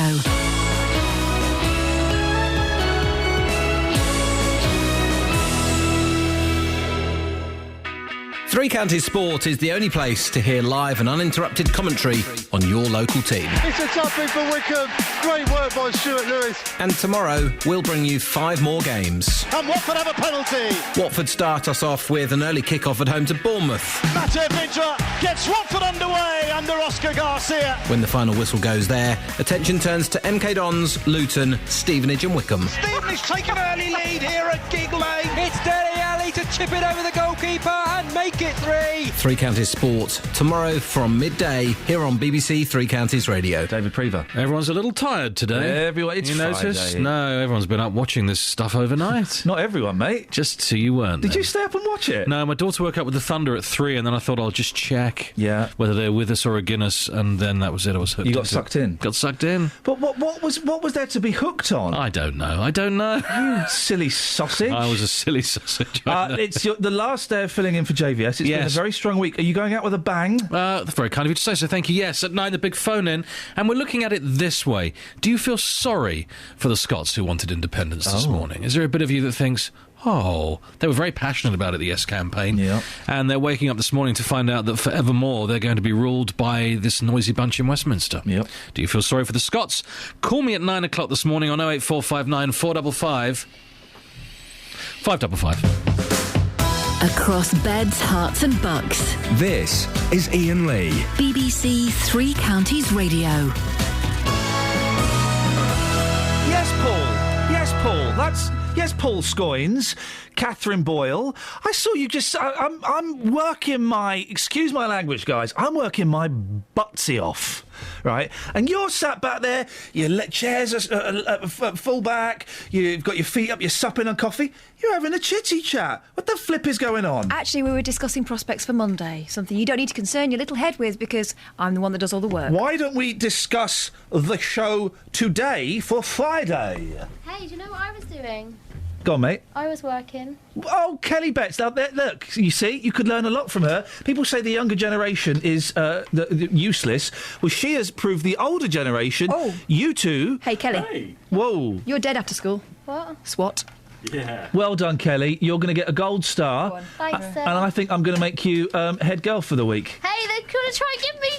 Oh, dear. That's, that is actually nothing to do with me. Those consequences are nothing to do with me. But well done, Kelly. That's should be applauded. Hope you're proud of yourself, Scoynes. Yeah, I gave her a Chinese burn. Oh, mate. Can't call it a Chinese burn anymore. You have to call it an international arm twist. Political correctness gone mad. Isn't it just? 08459 455 555 is the telephone number. If you want to give us a call, then we're here till 9 o'clock, and now is an excellent time to call. Now, 2 weeks ago, the mayor of Milton Keynes stepped down after it emerged he'd acted as a character witness for a serial rapist applying for a taxi licence. Well, it's now being alleged that Subhan Shafiq personally vouched for 2 other suspected sex offenders. The accusations come from 2 Conservatives, Milton Keynes councillor Katrina Morris and former councillor Don Hoyle. Well, senior Tory councillor and former lead member of Children's Services, Andy Dransfield, joins me now. Andy, what's your take on this? I've been very concerned as soon as I heard the first story about the first involvement that Shafiq had about the position for children and vulnerable adults as well in Milton Keynes. And I was satisfied, because I did check with officers about the safety of children and adults. But there's been one rapist who's been driving people around in Milton Keynes, and that alarms me enormously. And now I hear it's possible that Shafiq has given 2 other supporting reports as well for 2 other taxi drivers, and he's still a member of the Milton Keynes Council. And I think this is all about judgment now. The judgment of Shafiq for giving those references, the judgment of the committee members who actually allowed these dangerous taxi drivers to continue driving in Milton Keynes, and finally the judgment of the leader, in particular the Liberal Democrats, who is not only keeping them on the council, but putting them in other posts on other committees, which are also sensitive committees as well. Yeah, the Lib Dem leader Douglas McCall is standing by Mr Shafiq. You obviously don't think that's the best idea? Well, until it's absolutely clear what's happening, they should at least be suspended from serving on any committees. That is continuing to put people at Milton Keynes at risk. And it's the judgment, it's his judgment, the leader's judgment, is as bad as the other judgments. Now, we know that the one convicted rapist had been granted the licence. I believe, if I've got this right, the 2 new people we've learnt about hadn't actually been convicted of anything. They had been accused, but there had been no conviction. That does make a difference, doesn't it? Innocent until proven guilty. It doesn't, until it comes to the safety of children and vulnerable adults. But if they hadn't been found guilty of anything, then legally they are innocent. Well, I think we're still making inquiries as to the precise extent of what they were up to. But there's a presumption as far as children are concerned, and this is to do with what we call the CRB check, or it's now being replaced by a more up-to-date check, is if there's any doubt whatsoever, it doesn't have to be convictions, if there's any doubt whatsoever, we shouldn't be letting suspicious people anywhere near vulnerable children and adults. But the one case in particular that Mr Hoyle was speaking about, the gentleman had been accused of a sexual attack in a car, but the witness was unable to identify him, and it hadn't gone to prosecution. That gentleman is innocent. Someone could say that I molested a woman, and because someone has said it, it doesn't make it true, does it? But this is not about straightforward English law about innocent until proven guilty. Which is the basic tenet of English law. It is the basic tenet, but as far as... And this comes after those 2 girls were murdered. You remember the caretaker who murdered 2 girls? Yes, Ian Huntley. I'm not quite sure what that's got to do with it. Well, he was innocent. He wasn't ever accused of anything, but he should. But there were enough suspicions that he was a dodgy character, and he shouldn't have been let anywhere near children in school. So we should decide whether people get jobs or not on gossip and rumours and suspicion. Where vulnerable children are concerned, yes. We shouldn't be letting anybody... So you're going completely against the basic principle of English law, innocent until proven guilty. That goes out the window. Only as far as vulnerable children are concerned. Would you want your children in a school where there is somebody who is very seriously suspected by the police of, say, paedophile activities? But we often hear stories, and we are going off a slight tangent, but let's indulge it for a second. We do often hear stories of upset, spurned school children who make malicious claims about teachers, abusing them, and that does happen. So that person should never get a job teaching again because of lies. That is the fact. Now, do you understand the way the CRB checks work? No, I'm asking you a question, Anne. Are you suggesting that if someone makes up a malicious lie about a teacher, and it is a complete lie, that person should never be allowed to work with children again? Certainly not. But where there is reasonable suspicions by the police of activities of a person that are not compatible with being near children, then of course they shouldn't be allowed near children. You're taking an example of one extreme case of a false accusation by a child, but the vast majority of these are where there are activities where the police have not been able to take them to court, but they are up to no good. Andy, it just worries me going against this innocent until proven guilty, and it's that rule either exists or it doesn't. You can't have exceptions, surely. Well, they exist right now. We've had lots of Tories coming on attacking Douglas McCall, leader of the Lib Dems, and of course Shafiq, who is also a Lib Dem. Of course, the licensing panel that passed the driver with the conviction for rape, that was chaired by Amanda Box, who was a Tory, wasn't it? Amanda was a Tory, and I would... So this is a cross-party balls-up, really? Absolutely, but the difference is the leadership, the judgment of the leadership. I'm very convinced that Edie Bold, who is now the Conservative leader, and 10 years ago I was leader of the Conservative group, both of us would have thrown her out of the group, without doubt, and we certainly wouldn't have allowed her to continue serving on sensitive committees. It's easy to say now in hindsight. It's just interesting that neither you nor any of the other Conservatives we've spoken to have mentioned that the chair of the licensing panel that gave a taxi licence to a convicted rapist was a Tory. I didn't know she chaired it. I knew she was on it, but I didn't know she chaired it. Again, that hasn't been mentioned by anybody. I'm worried that this is turning into a party political fight as opposed to actually what is really at stake here, which is the safety of people in cabs. Well, I think the difference is one of the members of that committee was a Labour councillor. He still is a Labour councillor, but Pete Marland hasn't put him on any more committees. That's the judgment difference. Douglas McCall has put these two people on committees. Andy, I appreciate your time this morning. Thank you very much indeed. That's senior Tory councillor and former lead member of Children's Services, Andy Dransfield. Catherine, you have your hand up. We have put a call into Douglas McCall this morning just to give him right to reply. Unfortunately, I've had to leave a message on his answer phone. OK. Have we tried Mr Shafiq again? I will give him a try. Do you want to give him a little try now? Because we've got the number in the system. We've got 30 minutes. Let's just let him know. I am curious, though. And this is a whole other show, but I would like your thoughts on that. Mr Dransfield saying that innocent till proven guilty shouldn't always stand. And if there is suspicion, then that person shouldn't be allowed to work with women and children and vulnerable people. I don't think... That can't work. That can't work. If someone hasn't been convicted of it, of a crime... then that can't work. I could say that, Catherine, you are a sex offender, OK? No smoke without fire. Okay. You're not found guilty of anything, but then does that fact that that's been said on the radio, now people are thinking, oh, Catherine Ball, maybe she's a bit dodgy. Does that mean you can't then do certain jobs? Well, yeah. And actually, it doesn't sound fair. It's probably not fair. It certainly isn't fair in the eyes of the law. But as a lone woman getting into the back of a taxi, I'd rather they weren't gambling with... But we don't know. We don't know if this... I mean, obviously there is the one chap who had a conviction. Fine, then, yeah, it's pretty obvious he shouldn't be driving taxis. But the other... anyone can make a malicious accusation. OK, well, it's about the level of suspicion then, I guess. Kevin Webster... can't remember his name. Fella from Coronation Street. Accused of horrible crimes against children, found completely innocent. It was found to be malicious. OK.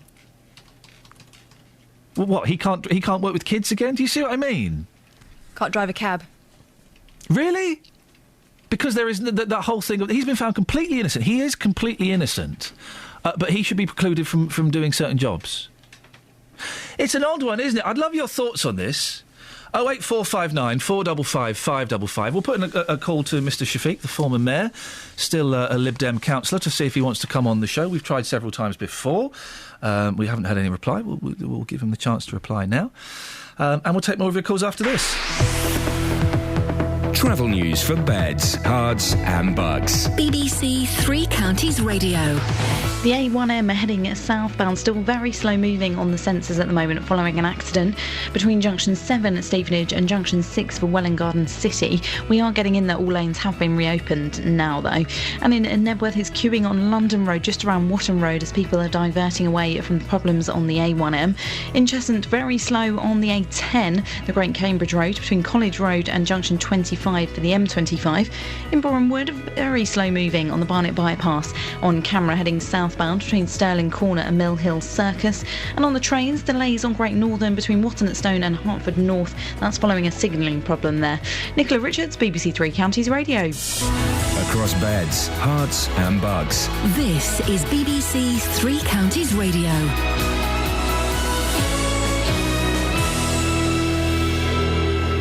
It's 8:30. I'm Simon Oxley. Scotland has voted no to independence, with all areas having declared. The no vote is 55%, the yes vote 45%. David Cameron said the government would deliver on devolution, but said a balanced settlement must also be fair to people in other parts of the UK, with changes promised in England as well.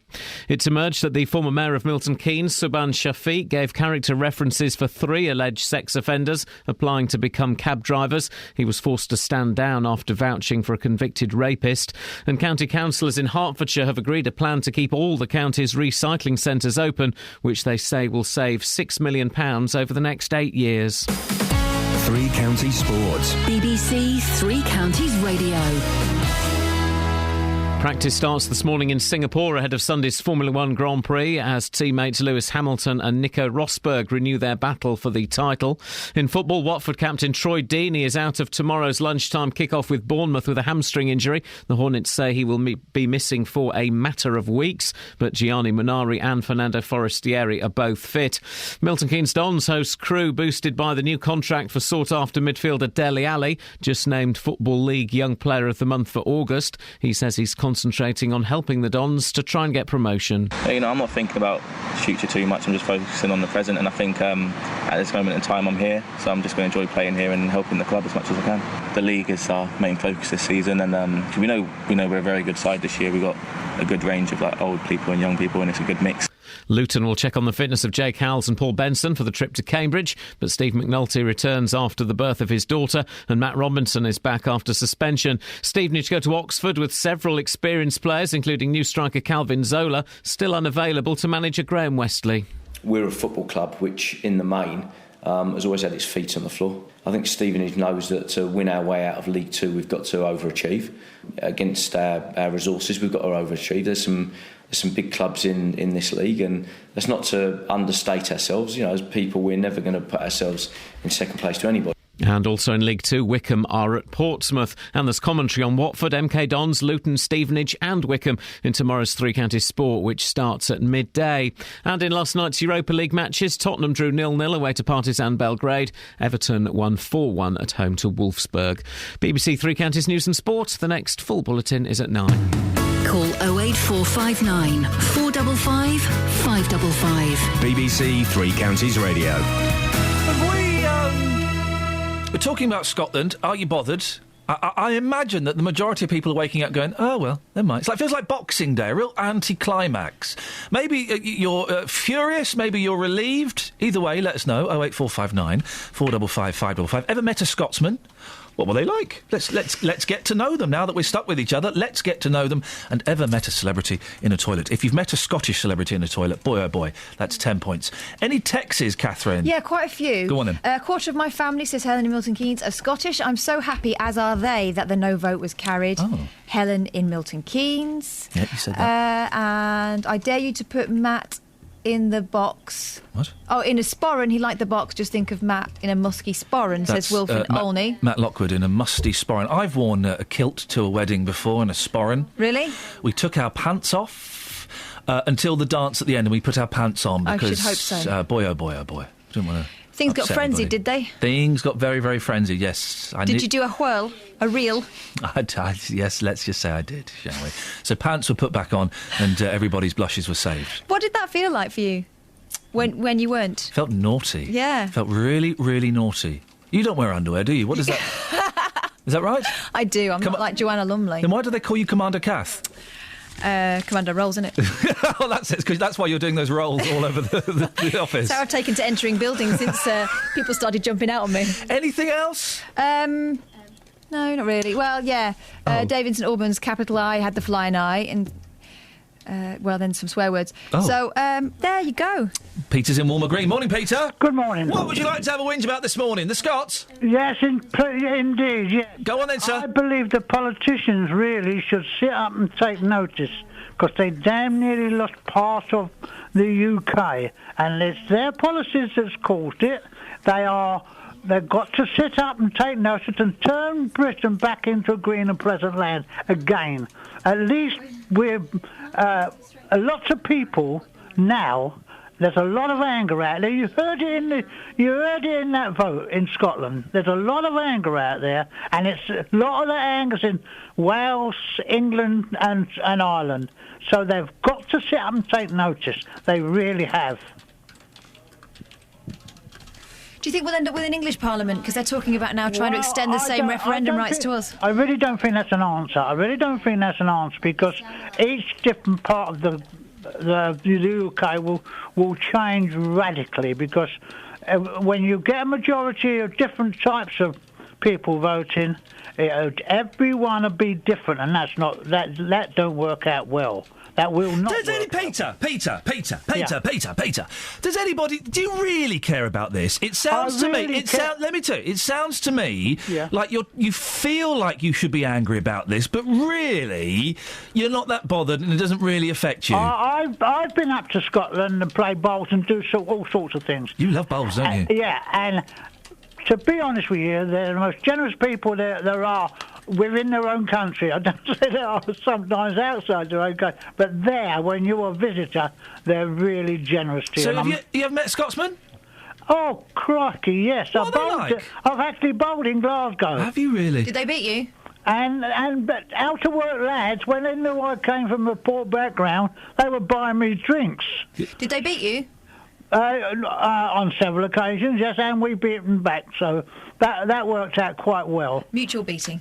But having said that, yes, Peter, they are a great part of the UK, and they really, really, really, our policies must be for all. Peter, thank you. There's no need for that, but thank you very much indeed. 08459 455 555. Let's go to Ben, not your real name. Good morning, Ben. Good morning. What have you called in about? Basically, the comment, forgive me, I don't know his name, I forgot his name, the Conservative guy that was on recently. Yes. Basically saying that, they should believe in rumours when it comes to vulnerable people. That was senior Tory councillor and former lead member of Children's Services, to give him his full title, Andy Dransfield. Yes, it's basically saying that the basic tenet of English law, innocent until proven guilty, shouldn't always apply. Well, if we start with that one as a starter, I recently went through a trial which took about 3 years, and I come out the other end acquitted, which we expected to be. And the minute you're questioned by the police, or arrested and questioned, that's when the innocent till proven guilty is not the case at all. It is, in effect, the opposite way round, for many different reasons, from personal to professional. If you hold any type of qualification or which needs a licence, for example, that is immediately suspended. You're suspended from work, your friends and family scattered to the winds. It's a whole variety of different avenues that really proved to me over the last certainly 3.5 years that the innocent till proven guilty does not work in the UK. The other point I'd like to make is that when he said that, and I realised that he was saying that it was vulnerable people he was referring to, when he says that basically we should forget English law and we should listen to rumours going around. And you made a very valid point that school children often make accusations about teachers. But I don't know about often, but it does happen from time to time, yes. Yes, okay, then yeah. I agree with that. It's also the fact that you rightly, with your co-host, suggested that somebody could turn around and accuse somebody of a specific crime, and that not being the case at all, but yet, and we have seen in history, their lives being ruined. And you look at Kevin Webster was a prime example, what he went through, and various other different famous people, but it also happens to day-to-day people like me. Well, Mud Sticks Webster is the line, because can I ask, Ben, what were you accused of? Well, due to there are segments of the trial which is still ongoing, so it would be wrong for me to... Okay, so we can't go there. But I'm okay. Then there's not that much we can talk about. But I'm assuming that you had to stop working. That seems to be the implication. Is that right? I have not worked in 3 years. So how are you feeding yourself? How are you paying your rent or mortgage? How are you feeding your family? Oh, but that's been done. I mean, that's not a problem at all.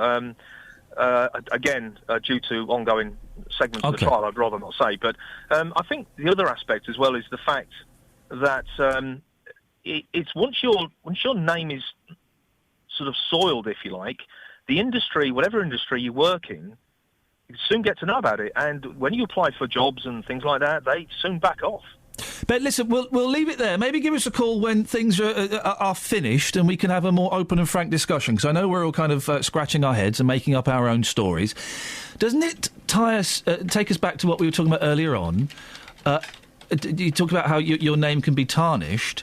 We go back to Anthony Worrell Thompson, who was a very successful television chef, nicked a cheese, and now no one will touch him. I know it's a slightly different thing, but it does. People do have perceptions of people, don't they? I mean, we're assuming that's what it is. It may be that he's not in a place where he wants to be on telly at the moment. I bet he would love to come back. But it is, it is interesting, and I don't know. I wouldn't want those councillors' jobs. I wouldn't want to be the one that gave someone the benefit of the doubt and had that hanging over me. Even though I think that everyone does deserve the benefit of the doubt. I really believe.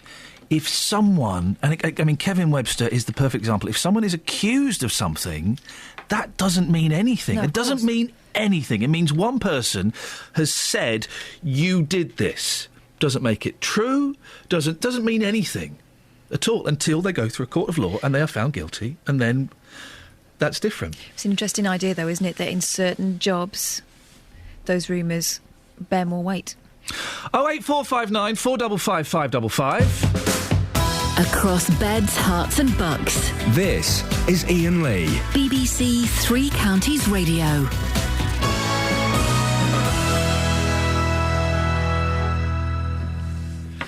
Justin Dealey. The Scots say no. Huh? They say no. If you hear a whisper, give us a shout. Hey, you got one! Absolutely. You met a Scotsman. What are they like? Very nice people, yeah. Wonderful. Apart from my ex-boss, who was an absolute nightmare, but yeah, the majority very nice. Blimey. Scotland have said no, 55% said no, 45% said yes. There's me desperately trying to do the maths, the basic maths. Thank you very much, Thatcher's Britain. We're trying to work out today. It's interesting. Justin, we've had a few people who are kind of furious that the Scots seem to be being glad-handed, that we are giving them loads of things. I thought that most people would be, but there are quite a few people who are angry. I wonder if they're really angry or if they just feel they should be angry. Yeah, I think I have to say the majority of people again this morning, they don't really care because it doesn't really affect them. So going into work this morning, yes, they've heard about the news, but they don't really care. They don't. But, boss, I've actually met a Scotsman on the streets this morning. He's a very happy boy, actually. Here's what happened. Well, Stuart, you're here in Luton this morning. You're absolutely delighted about the decision. Tell us why. Absolutely. I was born British. All my family's British. My grandfather's fought in the war. And we're better united. I think there's a lot of people in Scotland are upset with the Tory government, but that's democracy. You have to take what the country votes in. So I also believe Mr Salmon's got a massive chip in his shoulder as opposed to the English. Don't know why, as we've been united for 300 years. We've won every war we've been involved in. We've done great things together in terms of inventing things and making the world a better place. And today we are celebrating Scottish people. Tell us about some of your favourite Scottish people who are great for you. At the moment, Alistair Darling. Never liked him before, but at the moment he's a good man. So yes, I just found it very sad. We were in a situation where we had half of Scotland against the other half of Scotland, and then a lot of them against English people as well. I just found it very sad. You know, I've got a 2-3-year-old grandson there who's born with a British passport, and hopefully he'll keep that the rest of his life. And yeah, I'm delighted.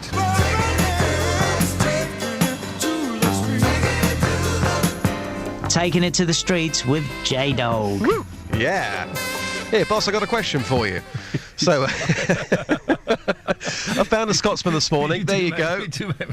That's that one ticked off the list. Do you remember the other day you were talking about self-treatment, weren't you? Yeah, have you ever self-treated yourself? Yeah, OK. Now, you might remember I spoke to somebody in St Albans who had pulled out 8 of his own teeth. He had one left, yeah. Yeah, he had a wobbly tooth at the front. Yeah. And we kind of put it to him, how would you feel about taking that tooth out for us, either now or tomorrow? I think this happened on Tuesday. Well, he said to me, come back on Saturday and it won't be as painful. Yeah. I've got a question for you and the audience. It's my day off tomorrow, but I'm willing to do this for the team, OK? Do you want me to go to St Albans tomorrow and record this man pulling out one of his teeth in front of the good people of St Albans? Why are you even asking that question? Why are you even asking? I'm just asking, because you might have changed your mind. Well, the thing is, it's not technically your day off, is it? Well, it is. Well, you should be doing a show, so you might as well go and do some work. Right. Catherine, you're the producer. Your call.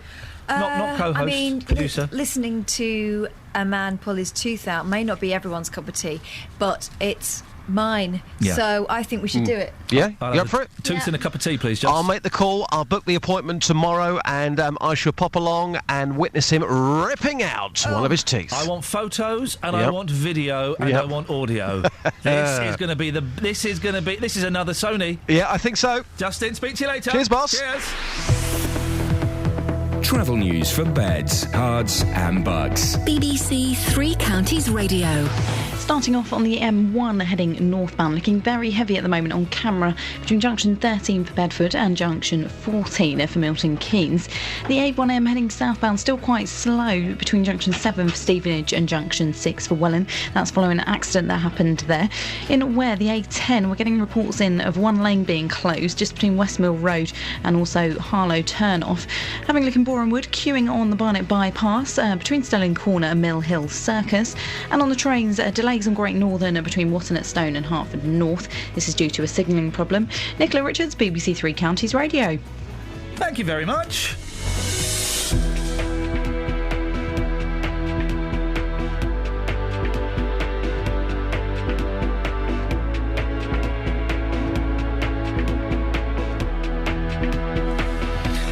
Sorry, we're talking about who's paid their deposit for the Works Christmas party. Kelly, have you paid yours? I paid yours yesterday, so you can pay mine today. Not going to do that, but thanks. Catherine, you've paid yours. No, I haven't yet. I'm going to pay mine today. Can you buy me breakfast as well? This is awesome. 8:47. It's Friday, the 19th of September. I'm Iain Lee. These are your headlines on BBC Three Counties Radio. Scotland has voted no to independence, with all areas having declared the no vote is 55%, with the yes vote 45%. It's emerged that the former mayor of Milton Keynes, Subhan Shafiq, gave character references for 3 alleged sex offenders applying to become cab drivers. He was forced to stand down after vouching for a convicted rapist. 8:48, let's get the weather. Here's Sarah. Beds, Herts and Bucks weather. BBC Three Counties Radio. Well, we've seen an improvement in the weather in the last little while. Some heavy thunderstorms that came through during the night, largely clear of us now. But the story for the rest of the day is that we still have a Met Office weather warning in force across the 3 counties because we run the risk of further showers later on, largely by the end of the day. In the meantime, things are starting to brighten up, and we'll see a slow process with that. So some brighter spells coming through. And once more on the humid and very much above average in terms of temperature side. We're looking at highs in the low 20s Celsius, 21, possibly 22 degrees. Somewhere may even see 23, given some good sunshine, well above where we should be for the time of year, and still humid. Of course, that, though, will spark off the risk of further showers by the end of the afternoon. But as we go through the afternoon into the evening, an increasing risk of seeing further showers coming through. Pretty isolated, though. It's just that if you do catch one, it could be quite sharp. As we go through the night, we start to lose that risk. Tomorrow we'll start on a misty and murky note once more. As we go through the day, a risk of a couple of showers, but generally a lot drier than today. Some brightness eventually coming through, but losing a couple of degrees for tomorrow and for Sunday too. By Sunday, drier, a lot brighter, not as misty and murky, not as humid, but temperatures closer to where they should be for the time of year, in the high teens. So losing the heat in the coming days and back to where we should be for the start of the new working week. Are you up to date? when you need local news. Patient groups in Milton Keynes say a lack of doctors is putting public health at risk. When you need local travel. Northbound on the M1, the road is still closed for accident investigation work. When you need local weather. Still some patchy cloud around this afternoon. BBC Three Counties Radio is here. See one or two showers develop on that cloud. With local, up-to-date news and travel bulletins throughout the day. A businesswoman says she fears for her livelihood because of a legal battle over the name of her company. You'll always be up to date. There's possible delays on London Midland between London Euston and Watford Junction because a freight train's broken down. BBC Three Counties Radio. Marvellously, Nigel Howlett, of course, you're correct on Twitter. What time should Justin be going to see the gentleman to have his tooth pulled out? 2:30. Thank you very much indeed, Nigel. Thank you for that. Matt's in Luton. Good morning to you, Matthew. Good morning. Gosh, you sound really happy and excited today. I'm a really happy bunny. You sound it, mate. You sound like such a happy bunny. Do you know, I feel like I'm a Scotsman this morning. I feel so happy. Go on, do the voice. At last, they've seen the light. Well, they don't get much of it up there, do they? Yeah. Johnny Cash is singing in tonight. He's singing I Saw the Light for all the Scottish people. Well, why don't you sing us a little snatch of Cash? I saw the light, I saw the light. No more darkness, only the bright. How's that? Quite miserable. Well, I'm not interested in what you think. Well, you just asked me, how was that, mate? So. Well, but it's great because it's a bit. We had the same in Ireland years ago. Yes. Right. We all wanted to push Northern Ireland out into the sea, and the majority of Scottish people down here felt like that. Yeah. And I'm so pleased for them because they didn't want the yes vote down here because they realised how lucky they are to live in the greatest country in the world. Ian, come on. What, Japan? Don't you dare say things like that. Hang on a second. Let's go. I'm going to do a Mrs. Brown on you if you don't watch out, pal. We're talking about Scotland now, but let's go back to the singing. Catherine, you heard Matt's awful rendition of Johnny Cash. Your thoughts, please. I thought it was heartfelt. Yeah. And Johnny would be kind about it. Well, he would be kind because he was a kind man, but it was awful. Well, you'd know about awful because you're a Monkey fan. Yeah, I know about awful because you phone me every other day. You guys, why don't you just kiss and get it over with? I've got one thing to say to you, Ian. Oh. Goodbye. Is that two? You still there, Matt? Goodbye, Ian. Yeah, okay. And? Yeah, bye. I've got one thing to say to you. Yes? Pucker up. Did you swear in, Ian? Oh, see you later, Matt. Judy's in Luton. Good morning, Judy. Hi, Ian. How are you? Do you know what? I'm all right. The weekend starts in 7 minutes, and I'm feeling groovy. Jolly good for you. I'm pleased about that. Me too. What have you got for us? This business about yes or no by rumour and all the rest of it regarding the cab drivers and so on. Oh, yeah. Watching some of the police programmes that have been on the box of recent months, of various different types, but the British ones rather than the American ones I'm thinking about, I can't understand why it is that cases put forward for prosecution by the police, given the fact that they've got pretty much all the evidence they require in their eyes, are thrown out before they get to court because the CPSA won't put them up because they think they haven't got enough evidence. Oh. Now, that goes against the British judicial system as well, doesn't it? It doesn't go to court because the CPS decide there isn't enough evidence. Well, there needs to be enough evidence for it to go through. Otherwise, when cases do go to court and it gets thrown out because there isn't enough evidence, then the CPS gets in trouble for that, don't they? Certainly, I agree with that. But from a layperson's point of view, you'd think they'd have dotted all the I's and crossed all the T's before it gets put forward. Well, that's what they're doing. But you're criticising them for not doing that. No, I'm not criticising them. I'm criticising the CPS on occasions for maybe not putting forward cases that ought to go for prosecution and letting the jury decide. But but they obviously see more than we get to see on, I don't know, police camera action. But wouldn't you say there's the same sort of thing in reverse? Alistair Stewart is not a lawyer, by the way. He's just a voiceover guy. Oh, certainly, but wouldn't you say the same is true in reverse, where we're saying that taxi drivers shouldn't be allowed, or people are saying taxi drivers shouldn't have their licences if there is a rumour or the possibility that they are dangerous to vulnerable people without anything being proven at all.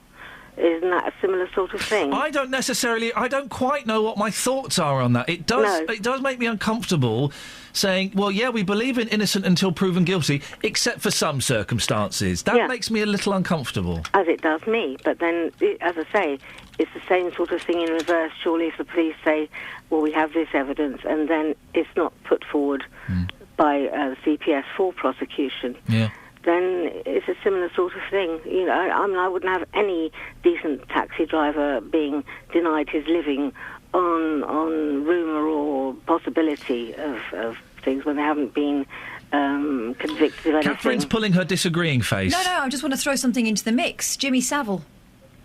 Jimmy Savile was never convicted. Never a cab driver. Anything. No, but he was... The rumours were abound and he was still allowed to work with vulnerable people. Oh, yes, I quite agree with you. And that didn't come to light until after he was dead. But then again, there are a lot of people that employed him, including the Beeb, where he was or had been in the face of things by various communities and various hospitals and so forth. The most awful person to have around vulnerable people. Judy, it's another head scratcher. We get these head scratches quite often towards the end of the show. I've heard rumours about celebrities. What am I supposed to do with that? I can't go to the police with the rumours I've heard or the things I've seen on the internet about them. What do you do? But isn't there a new... they're trying to get a law coming in that if you hear a rumour, you must report it, so that they get piece-by-piece evidence? No. Oh. No. That's what they're trying to get, isn't it? No. Yeah, but not about if I hear a rumour about some bloke on the telly. No, that's if you. That's if you work alongside someone and you suspect that they might be a paedophile. Then yes, you are going to. It will be a crime not to report them, and you'll be granted anonymity if you do. That's what they're trying to get. But that doesn't exist at the moment. But okay, I heard that Jimmy Savile was a paedophile and a necrophiliac. Heard that years ago. What was I supposed to do with that information? I heard it from a bloke who was sniggering.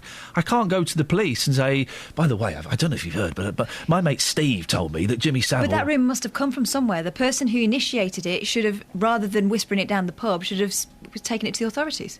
But you and I both have heard rumours about other celebrities. We've looked at videos and read blogs online about very famous people suggesting that they are up to no good.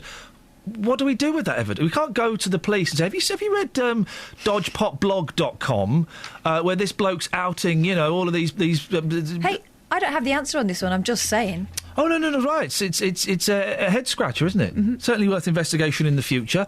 Dave Luton, you've got the end of the show. I don't want to talk to you. Speak to Kath. Oh, that's very nice, is it? That's just flipping real, isn't it? Hooray, we've got Saturday and Sunday with peace and quiet.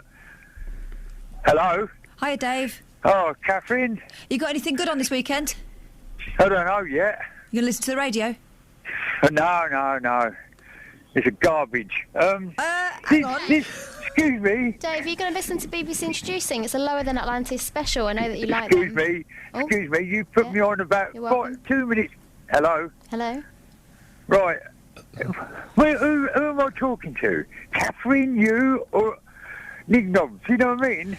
Well, Dave, thank you very much indeed for that. No idea what happened there.